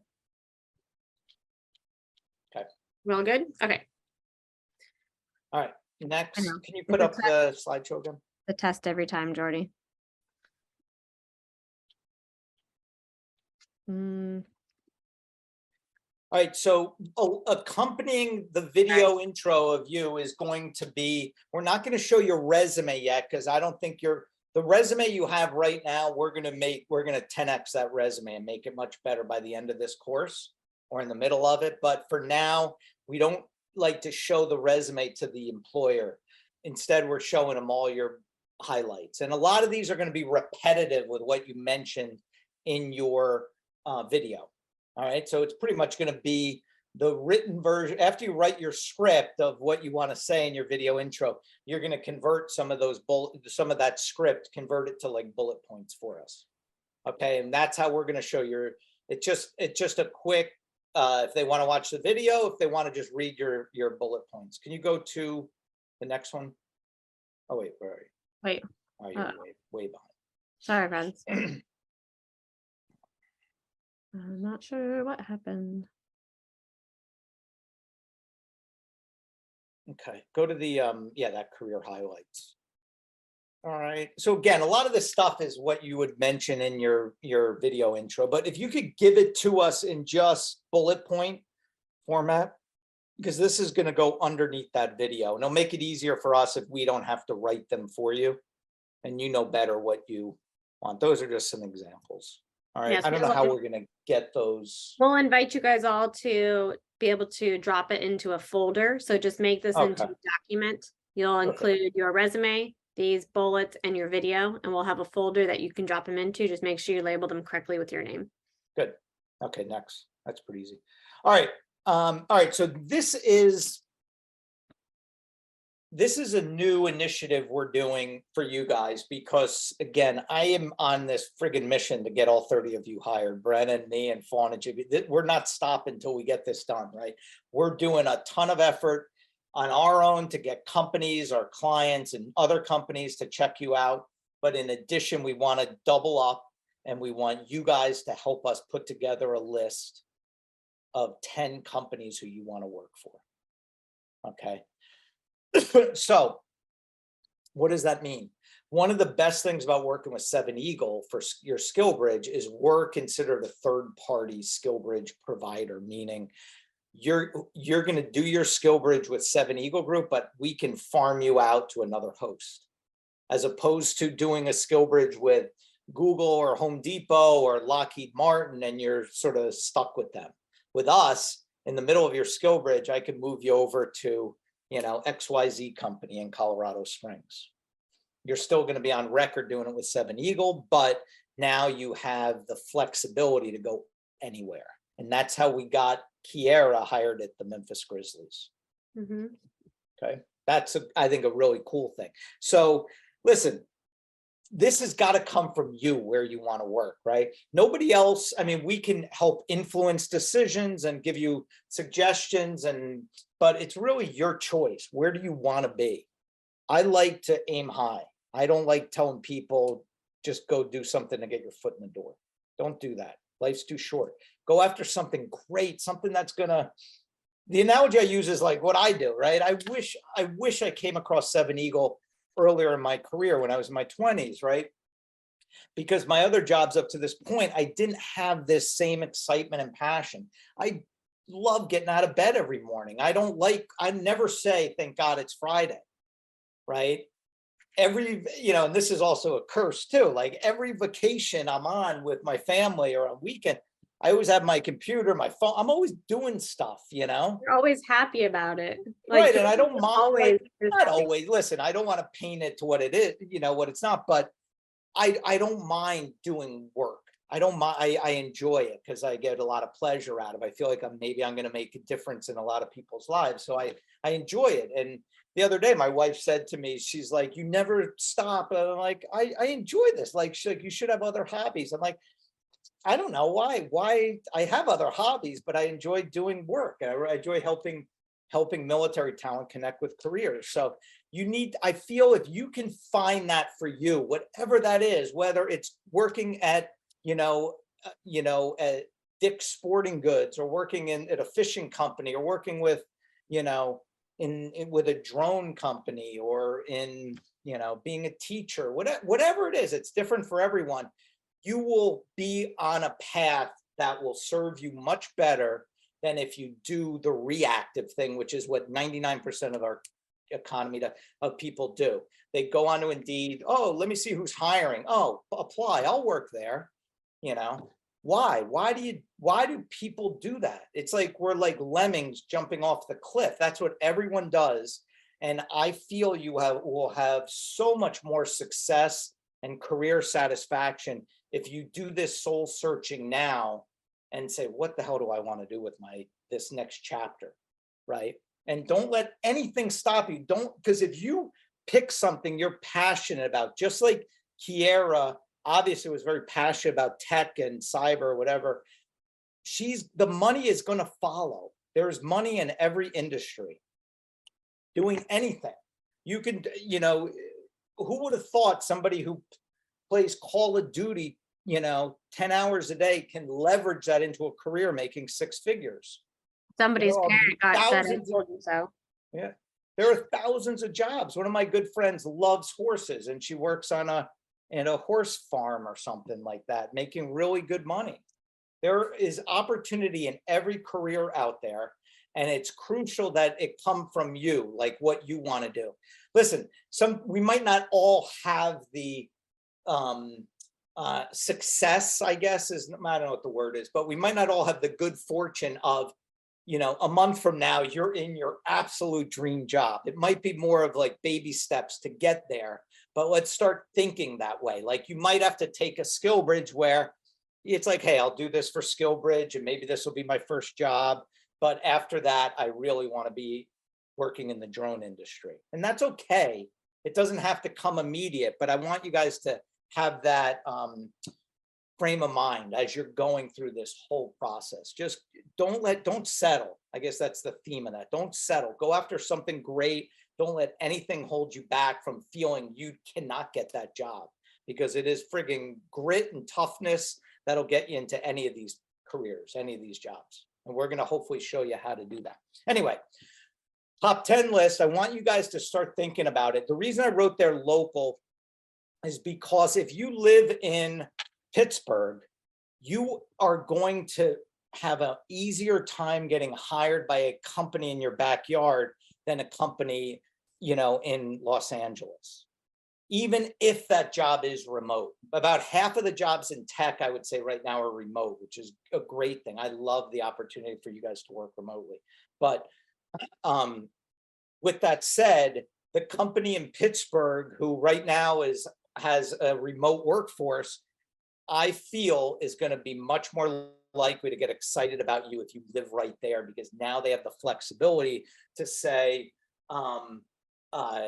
hey, if we ever go back to an office, we got him. He can come in, he can be in-house. Yeah, or So even that's we have a client in South Carolina that they're a small, mom and pop tech firm. And for tax purposes, it's easier for them to have someone in state. So it may be that you don't even go to the office. It's just for accounting purposes. They want you there. Yeah. Right. So anyway, listen, it doesn't have to be all 10 of your companies on your list, right? It's okay if you want to say, hey, let me do 6 of them local and 4, I'm going to go with others. I'm okay with that because I know that almost that remote work in tech is very doable. Very. It's the minority of companies who say to us, oh, we have a tech sales rep job opening and he has to be here in Pittsburgh with us. Mhm. That's not the norm. The norm is, well, they can live anywhere. Yeah, and most companies, Better if they're here, but you can live anywhere. yeah, most companies have tech jobs, so they don't have to be a tech company specifically. It could be like Nespresso Coffee has a tech section. Right. Every company is going to have some version of tech today. Every company is going to have sales, right? And just because you're doing tech sales with us, the lessons and the strategies you're going to learn will work in any sales job. So there's crossover there. Yeah. Okay. So, all right. So how do you come up with this list? Can I just share again? Yep, no problem. Go ahead. All right, so this is, I think, the easiest way to do it. I would go to google.com/maps right here. And I was going to write this out for you guys. I apologize. I got caught up this weekend. I didn't have a chance to do it. But all right, so Google Maps, right? I'm in Amherst, Massachusetts. So I would write tech companies, spell. And we'll go over this more in detail later. So this is just an overview for you guys. Near Amherst. Did I spell it right? Amherst. Okay, so this is my home area. Okay, and the red dots now are all the tech companies. But as Brenna said, tech is weird because these are really just companies who classify themselves as technology. But it could be, Yankee Candle is near me and they have a technology department. So tech is a little trickier. You just got to dig in there a little bit more, but maybe you're taking out the word tech and maybe top companies. Even that's weird. Like, anyway, you're trying, and I would pick, you might want, instead of your local town, pick like your biggest metro city near you. Right. And you're just going through these. This is going to take a little bit of time. You don't have to do this by tomorrow. I'd like you guys to shoot your video today if you can, or tonight, and have that for us tomorrow. But for this one, it's okay to take a few days. So I'd rather you really think about, and you're just going through companies. You can do Google Maps like this. I like Google Maps because you can see where they are. And then you have the link to their websites right there. Right. So that's one way. You can go to top companies in Spring. You can do it is just a Google search. Right, biggest.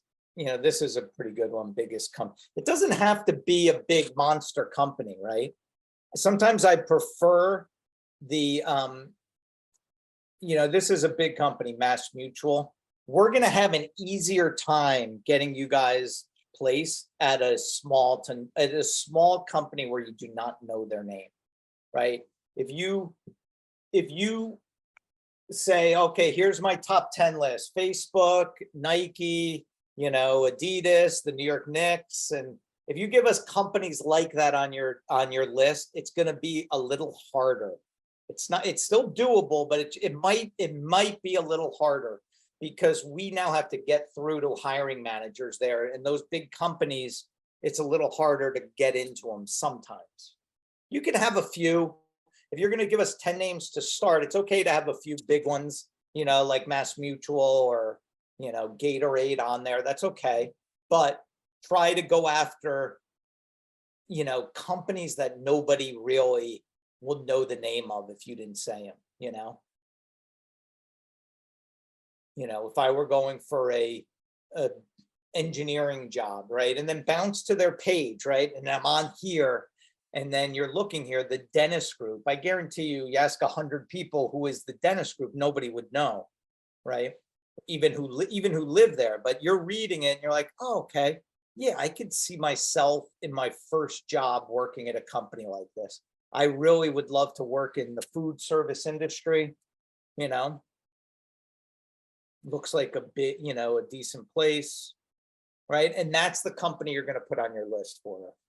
And again, we could revise this list at any time, but I need you guys to just start this process of who you want to work for. All right, any questions on that so far? And you're, again, we'll put that list. Anytime you're building lists for us, always use like a spreadsheet, either a Google spreadsheet that you could share with somebody if you have to. Don't do stuff like that in like Word or anything. It's just easier when they're in spreadsheets. Hey, Jordy, Brandon here. For those of us who don't know if this place where we're living right now is going to be exactly where we're going to live 1, 3, 5 years from now, Right. would you recommend looking at larger companies that are absolutely everywhere? Like one comes to mind for me, Amazon. Yeah, I would rather you, it's just, again, it's good. Like here, I'll tell you the challenge with the big guys. If you recognize their name, Amazon, Facebook, Google, if you recognize them, that means everyone else in the world recognizes them who's looking for a job, right? And it's very doable to get hired there, but it's going to require a lot more effort and more things working out for you than working at like that company I just showed you, right? Because picture Amazon, the hiring manager at Amazon, they're probably getting 500 resumes by lunchtime every day, right? From people who saying they want to work at Amazon. Now we're going to come in there and say, hey, even if we get someone to listen to our pitch and get on the phone or talk to us, it's, hey, I got this awesome guy. He wants to work there. And then, okay, yeah, send him over. And now you're a stack in the list of 500 for that day who want to work there, as opposed to that company, whatever that was, dentist group, where you're probably, 3 people that week who had expressed interest. It's just being a big fish in a small pond. You could always have the goal to get to a company like an Amazon, but my feeling is there are so many better options than the monsters out there, right? And also another thing with Amazon and Facebook, all those big companies, most of them are going to be other SkillBridge providers, which is going to make our job harder again. Because now we're gonna reach out. Hey, we got this great candidate who wants to do a SkillBridge with you. Oh, we're already in SkillBridge. We have candidate. Thank you anyway, though. Right? They're not gonna give you the time of day. It's just gonna be harder. That's all. It's not. I don't like to ever say no to anyone or discourage, but I get excited when I get a company on a hot list from somebody that is not a brand name. Anybody can say, "Oh yeah, I want to work at Amazon or Lockheed," or Sikorsky, but go after the ones where I feel you'll that are, if you want to really increase your odds, don't go after SkillBridge authorized providers. Do you guys know how to get to that list of SkillBridge providers? If you just Google DoD SkillBridge providers, there'll be a list of 2,400 companies. We're one of those 2,400. Most of them, you're not going to recognize the name of them, but the top, 100 of them, you will recognize the names. And if you can, when you make your top 10 list, just cross-reference it against that. If they're not a SkillBridge, we have more luck. If they are SkillBridge, we can still do it. But again, it's just a little bit more complicated for us to convince another SkillBridge company to take our SkillBridge candidate. I would rather, Brandon, I think would be, you're not sure where you're going to be, or you're up in the air. go after an interest of yours? Were you the one who said, were you a hunter? Was that you? I can't remember. Yes, sir, it is. Yeah, Sorry. you're a big hunter, fisher or whatever, Bo, Mhm. you know, there are 500 hunting companies out there that would go at, I just want to share one more time, because the strategy of this is, if you guys grasp the strategy behind what we're going to be doing for you, you will have, I feel, have a much better outcome, because you understand this from the hiring manager's point of view, you know? And I'm going to add also that a lot of those big companies will take on like 20 people at a time initially, but only plan to keep 5 of them one after a few months. So we're looking at companies that are going to hire to keep on for, you know, as long as it's a mutually agreeable, you know, job, not somebody who wants to take on as many people as possible, knowing they're going to cut over half of them within the first year. Right. So like, let's just take this, the Muck Boot Company, right? Something obviously for hunting, right? You wear this, you go duck hunting, I don't know. You can wear them with leggings. Active wear. So this company, one of the guys you're going to hear from, I think tomorrow, is that Zach speaking tomorrow? No, next week he'll be on. Oh, next week. So one of the guys who you're going to be hearing from, this guy, Zach Askew, Zach, yeah, I'm sorry. Zach, yeah, I thought my friend from Brian from Land's End, sorry. He's tomorrow, right? Yes. So well, I'll tell his story tomorrow. I don't want to save that for tomorrow. Anyway, you put the Muck Duck Boot Hunting Company on your list. And now if we're going to do stuff, we're going to teach you guys how to help us get a message in front of the hiring company at this the hiring manager at this company, right? And let me see if they have a career. They do. Okay. So then when I get a hold of, or Brenna or JP or Fawn or something gets a hold of, there's a big company. Let me just see if I can get to their search. Oh, they're making me sign in.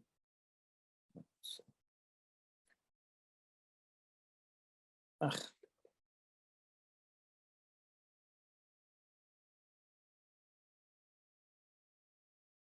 Obviously, a huge company, right? Anyway, whatever. Let's just say, you know, you guys want, let's just say tech or sales. I guarantee you they're going to have tech and sales jobs at this company. So it's less important sort of like what jobs you see that they have open today. I don't care about that, because these companies are going to make positions for you.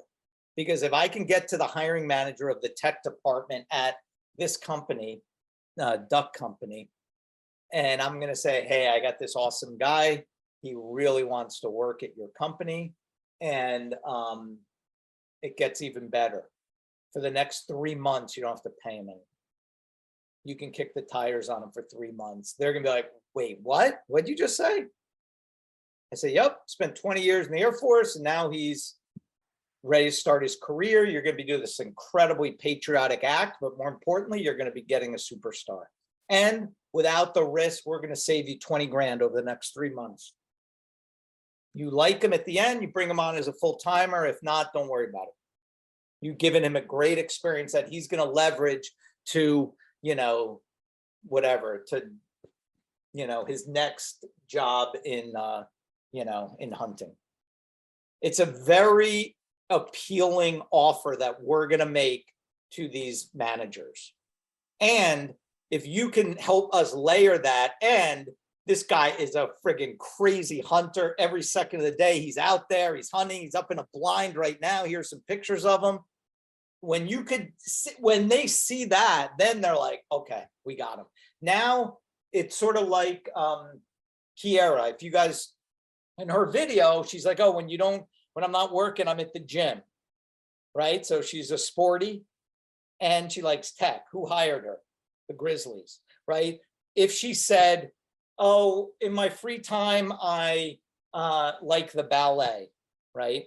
I don't like watching sports, but I like the ballet, but I love tech. And I'm like, the Grizzlies are not going to be as excited to hire somebody who doesn't like sports. So if you can help us make your marketability bigger and better by combining your passion, your, what would I love to do for this first job, right? And the more in line it is with your passion, the more success we're going to have. Because now when they watch your video, you know, once you guys figure this all out, and you, for example, I'm just going to use Brandon as the example, and you decide, I really want to work in hunting. Now, in 2 weeks from now, let me go back to their page, whatever, you'll redo your ad. And now it's not just, hey, I want to work in tech, but hey, I'm an avid hunter. I love bow hunting. You can find me out in the streams all the time, and I love tech. And now you're doing a very hunting specific video. That's going to be more powerful for us. And you're giving us an opportunity to present it to somebody who doesn't know anything about SkillBridge. I don't want to present you to companies who know about SkillBridge, because I want there to be like, wait, what? I don't have to pay this guy for 3 months? Yes, you don't have to pay him. And the lessons that you're going to learn from Brenna and the team over the next 2 months on how to interview, correct, how to say the right things in an interview, how to answer questions correctly, you know, all these stuff that we're going to teach you. It's almost like when we designed this course, I was thinking in the back of my head, like, God, what is the stuff I wish somebody told me when I was 22, right? All the stuff I wish I could tell my 22-year-old self. This is what we're trying to put into the course for you, because we need to get you those job offers, right? You come up with a great list of 10 hunting companies, and it's going to be a big promotion to these companies over the 60 days. We're going to get somebody at each of those 10 companies is going to check you out. That's our goal. So then we get some offers. And the sooner we can do that, the better. So anyway, it could be, if you have that passion and you want to make it more focused on make your list a little less about the localness of it. Can you go back to that slide for a sec, Brad? The PowerPoint.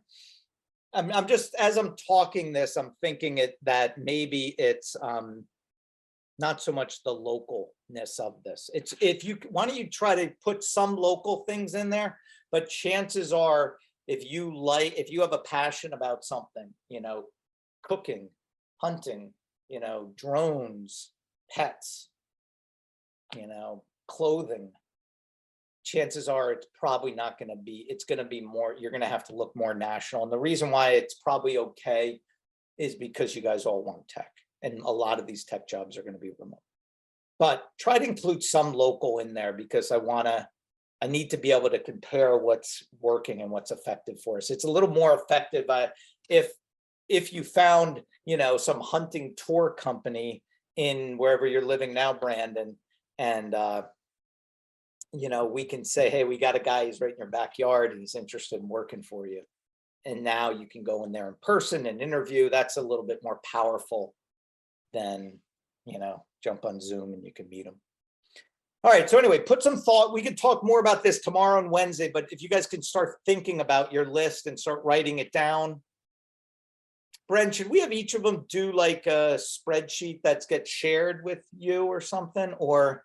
Yeah, I'll come up with a. All right. So Brent will come up with an idea, because we'll be doing stuff like this a lot where we're asking you to write down stuff. And I don't like when sort of emails are flying back and forth. I'd rather have it like on a shared drive. All right. Yeah. Was there anything else, or was that the end of this? Yeah, why is it not letting me click through? Oh, I guess that was my end. Yep, you're good. Okay. Awesome. All right. Thank you, guys. I'm going to jump, but I'll be back. I'll be back to introduce Zach tomorrow, because he's a buddy of mine. And we'll do more. We'll just keep chipping away at this each day. All right. Take care. Oh, bye. Okay, guys, are there any questions about that? No. Okay. So Brenda, you're going to come up with an Excel spreadsheet for us to just kind of fill out at some point. You'll you'll forward that to us or? Yes, we'll have it. JP will make a shared spreadsheet on Google Okay. Drive, and you guys will each create your own tab, and we'll Okay, have great. one page with an example of what to include, and then you guys can fill it out. Okay, awesome. Yeah, I'll do that. And then I think some of us may have already done the videos if we already, if we got ahead of it. Yeah, so some of you guys might have a 2-minute video, some of you guys might have a 7-second video. If you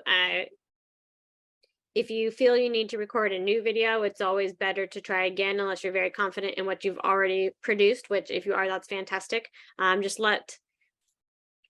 We will invite you guys to that folder where you can drop your video, your resume, and your bullet points. So if you are using your existing video, if you can just put a Word document in there with your name, your email address, because that's how we look you up in our system, and just let us know that you, like in that Word document, that you are using your current video. But I do recommend that most people re-record so you can get that 2 minutes. Any other questions? Did I answer your question? We're good?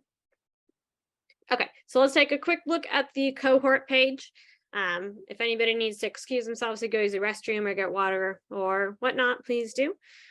But we'll just move right along. We're almost finished. We're in the home stretch. So this is the 7eagle.com/cohort page. And this is where you guys will come pull most of your information from. So like Jordy said, we have our guest speakers, and these will be talking to you. We'll have a guest speaker or a member of our 7 Eagle team here talking to you every day. You'll see there's, yeah. I can't see your screen. I don't know if anybody else You can. can't? Thank you. It says sharing screen is paused. Okay, let's stop sharing. Let's try again. Cool, thank you. Okay, we're good now? Yep. Let's go. Okay, cool, thanks. Okay, so this is the, okay, so the cohort page, you can click on guest speakers, and then you'll see all of their contact information. And this is how you know who is coming, and on the spreadsheet, it'll show you what day. And give us just a couple more days to finish confirming dates for people. But this is where you'll put your name, your email that you're using for this course. And we want you to check whom you would like to interview with. We're going to be updating this as we go along. And part of when you're putting together your lists of companies that you would like to work for, that gives us more guest speakers that we can pull from as well. So we're going to use that. We'll reach out and see if they want to come speak to the cohorts. We have our daily schedule on here. So this will be updated. So if you're doing so it has our schedule for the day all on Eastern time. So daily check-in, we'll be putting your names for those 2 to 3 people that will be doing a daily tech topic. That will be here in the daily check-in. And then once we get past the holiday break, we'll be doing book club review or book reviews, 5 minutes, just a brief update, gives you guys some knowledge outside of your current knowledge base. CloudHound, they may update it in here for the sales cohort. They may update it just via email. And then tech cohort, we have your updates here. And then also for Udemy, here's more direct links that you can go to. This will show you the career development. So the self-reflection, the goal setting, those 2 will not have a link to them. The goal setting will have a document that you can download, but everything else going forward will have should have some type of interactive link. We ask that you view that the night before so that you're ready for a class tomorrow. this has a guest speakers list. Any questions on this page? And again, if you have any questions as we go forward, just let me know. So we have the cohort roster, like we've already looked at, and we've been updating. So if there's ever any additional updates, please let us know. So once we update any LinkedIns, we can get them on this page. And I know this isn't necessarily reflecting. We have to get a new one uploaded. And then as we talked about the videos, this is what we will put on here. So you'll see your video with, if you have a projected career field that you're looking to go into, your highlights, your resume, and this is what you guys can look at to see each other's videos, and also the speakers can come by and check you guys out before they talk to you, because it's always good to know your audience, right? The recordings of class are going to be here. And then if we have any additional professional development. Okay, and this is just instructions, kind of what Jordy went over for figuring out your local companies, or the companies that you're passionate about. Coolio, guys.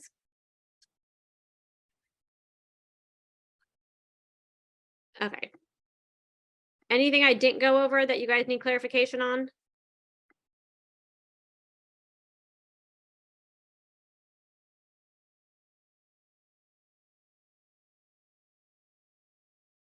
I mean, I can talk more. That's never a problem. I actually had a question. Yeah. For the daily check-in, you said we had to log in on the website, and that's how we go through the daily check-ins. The daily check-in is going to be right here in Zoom. Okay. During the daily check-in time is when we're going to do that news presentation. Person's going to take turns just to kind of kick off, get to know each other a little more, and pass out any updates we do before we do the group exercise. All right. Thank you. So JP will populate that spreadsheet today with. I can, and I'll tell you right now, the first two people, I'm just going to go in alphabetical order, 2 a day. The first one's going to be Wednesday.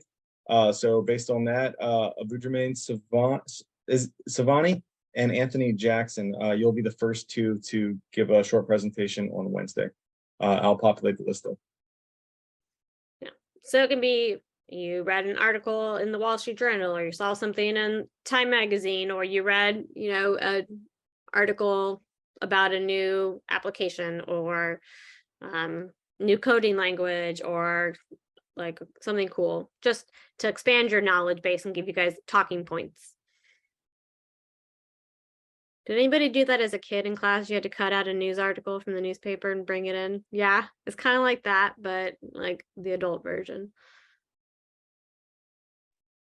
This is supposed to be interactive, and just jumping in there, Brenna and JP, but just for the group, it's supposed to be interactive. So again, today being the first day, it's a lot of information for the orientation, but we really want everybody to just open up and just kind of start working with each other, a little bit more smiling. I know we have a hard time with that as well, but it's going to get better, and it's going to be really, really great for the next 30 to 60 days. So all in.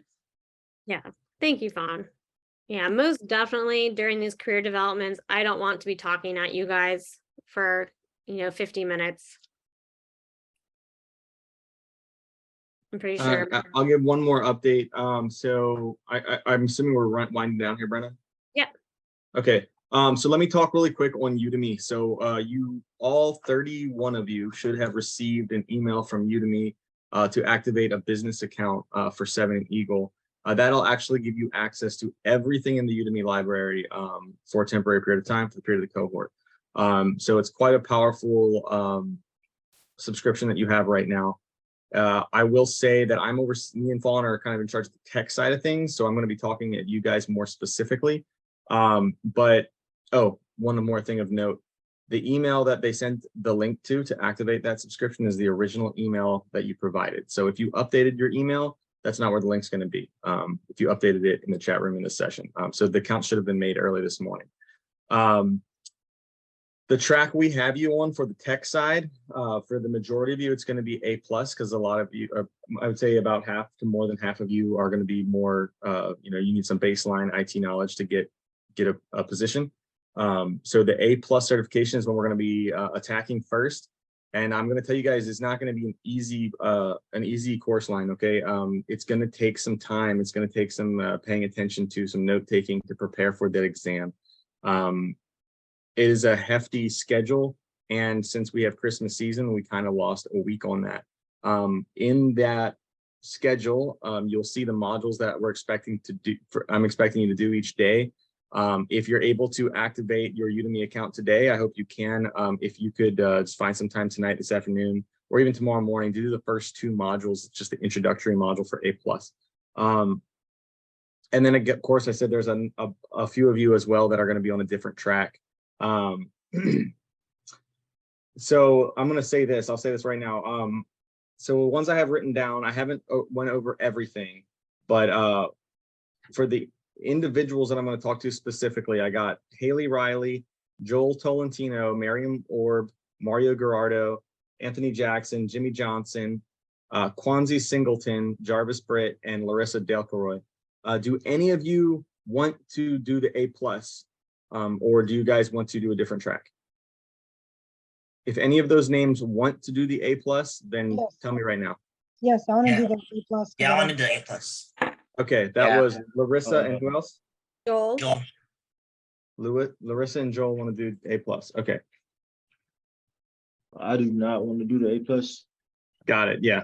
Okay. So I'll move Larissa and Joel. So I'm not going to have to talk to you guys individually. I'm going to put you in the A+ track that's already spelled out for you in the schedule. So like I said, it has the modules listed in the schedule, but if you go over to the right, it'll give you the specific links, as well as it'll give you the modules more specifically and the number of hours it should take you to accomplish those modules.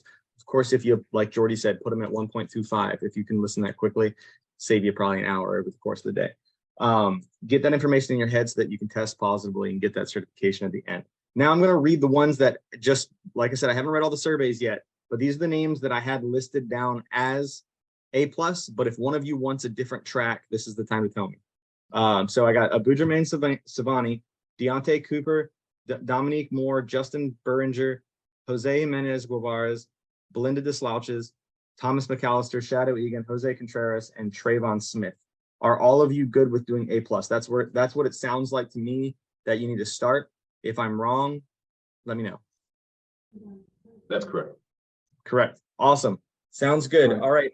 Well, that'll help me break out the group some more. The first list of names that I read, minus Larissa and Joel, look out for email, and we'll probably meet tomorrow morning to go over your specific training plan. That'll be different than the rest of the group. As far as tech sales, Brenna, I'm not sure if you want to talk to that at all, or I think Jay will lead off with that tomorrow. Yeah, they'll lead off more. Jack will give you guys Jack, more. sorry, not Jay. Just do some. I want everybody to do some soul searching, and we'll go through that a little bit more, helping you guys speak to why you joined. Make sure that you find some positives as you're getting out of the military, and then help you use it as a baseline for finding culture fit as you go along, working in the civilian sector. As you guys go through this skill bridge with us, if at any moment I'll get to you in a second, Mark John. I'm going to say your full name every single time. So as we're going through this, if at any point you decide that this is not where your heart is, let me know. We'll meet and we'll help you find a new direction. There's other industries that are in high demand, and we can help you with that. Just because it's not tech, that doesn't mean that we're not going to support you. So yes, Mark. Quick question. Just to circle back on the information, if we are on sales, can we also like switch or like move to tech if we have an opportunity for that one? Yes, if you're interested in switching over from sales to tech, let me know. Okay. So I'm just gonna send an email to both of you later on. Thank you. Okay. No problem. I never got the Udemy email. Were we supposed to get that already, right? Yes, they should have all came through this morning. Let me see what email it would have went to for. Actually, I probably don't have the original email for you, Kwanzi, if we updated. Did you update your email today? No, I did not. And then the email on the spreadsheet was correct. Okay, Kwanzi's40@gmail. That's where it should have went to. The guy from Udemy is coming tomorrow at 12 o'clock. So right at the beginning of your group training time, he's going to come talk. And if anybody's missing their account at that time, he can make sure you get it. Okay. So sorry for that, Kwanzi. If you do you happen to be Air Force by chance? No, I'm Army. Okay. So Air Force guys, I don't know if you know this or not, but Udemy is completely free to you guys already. If you log in with your CAT card the first time, it's called like Digital University Udemy or something like that. So if you didn't know that, you know. Any other questions? Okay, we have a few more minutes. We do need to take a group photo. I don't know if I can do all the, what? Okay, do I have everyone? I think I might. This isn't everyone. Is everybody, 1, 2, 3, 4, 5. Do we have some people on voice? Is that what's going on? There's Thomas. Do we have anyone else? I know we're missing people. 1, 2, 3, 4, 5. Oh, it's 5. Okay. Well, okay, there we go. Shadow. Who else is hiding? Okay. Vaughn's camera stopped working. But no, Thomas's camera stopped working. Okay. Well, we're gonna take a group photo, guys. Okay. So we're gonna do one now, and then we're gonna take a group photo every Friday doing something cool so we can track our exciting progress. So you guys ready? I'm just gonna do a screenshot. It's gonna be super fancy. So this is the first one. This is day 1, and I know we're all super excited, so we can just do a smile. But like on Friday, we'll do something like we'll have sunglasses on, and we'll say like the future is bright. You know, we'll be super cheesy and fun. So everybody ready for a group photo? I think I'm just gonna do screenshot. I think that's how it works. So everybody bear with me. Okay, so everybody just smile and say day 1, ready? Smile, yay! I don't know if that worked. Okay, well, it probably didn't work, and I just made you guys all smile for no reason. That's pretty awesome. Okay. Does anybody else want to try and take a screenshot while they're at it? Let's do a tech cohort with someone that knows no technology. Hey, JP, can you take a group photo? I can't get everybody on the screen at one time. Oh, I think we have dang too it. many people in the cohort. Maybe we should do tech and sales separately. No, I got it. Okay, let's do one more time. Ready, guys? Okay, Everybody go ahead. smile.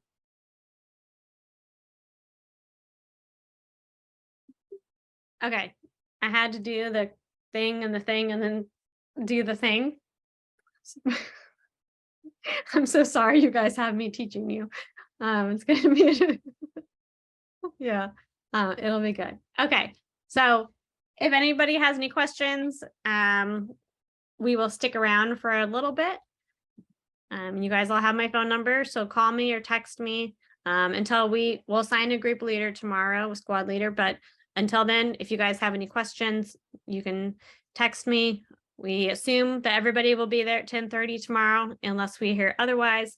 Again, if you need any accommodations for mustering or, household goods or prayer or holy days of obligation or any of that good stuff, we know carpool happens with taking kids to and from school. So if you need to go drive carpool, just please pop in an earbud or, put us on your speaker so your kids can learn, all the good stuff. But we'll stick around. You guys are free to go. I hope you are enjoying your first day in civilian clothes, unless you did all that cool civilian clothes stuff back during COVID. But awesome. So you guys are released. I will be on a little bit early tomorrow. So we do start at 10:30 on the dot. That is when we will start. You guys are welcome to show up at 10:29 Eastern, or if you want to show up a little bit earlier, I'll have it open and we can just chat. I can answer any questions. It'll be, me or Fawn or JP, or you guys did, some of you met Jose. Jose may pop in, so one of us will be here a little bit earlier, but otherwise, yep, somebody has to turn in some paperwork tomorrow. That's cool.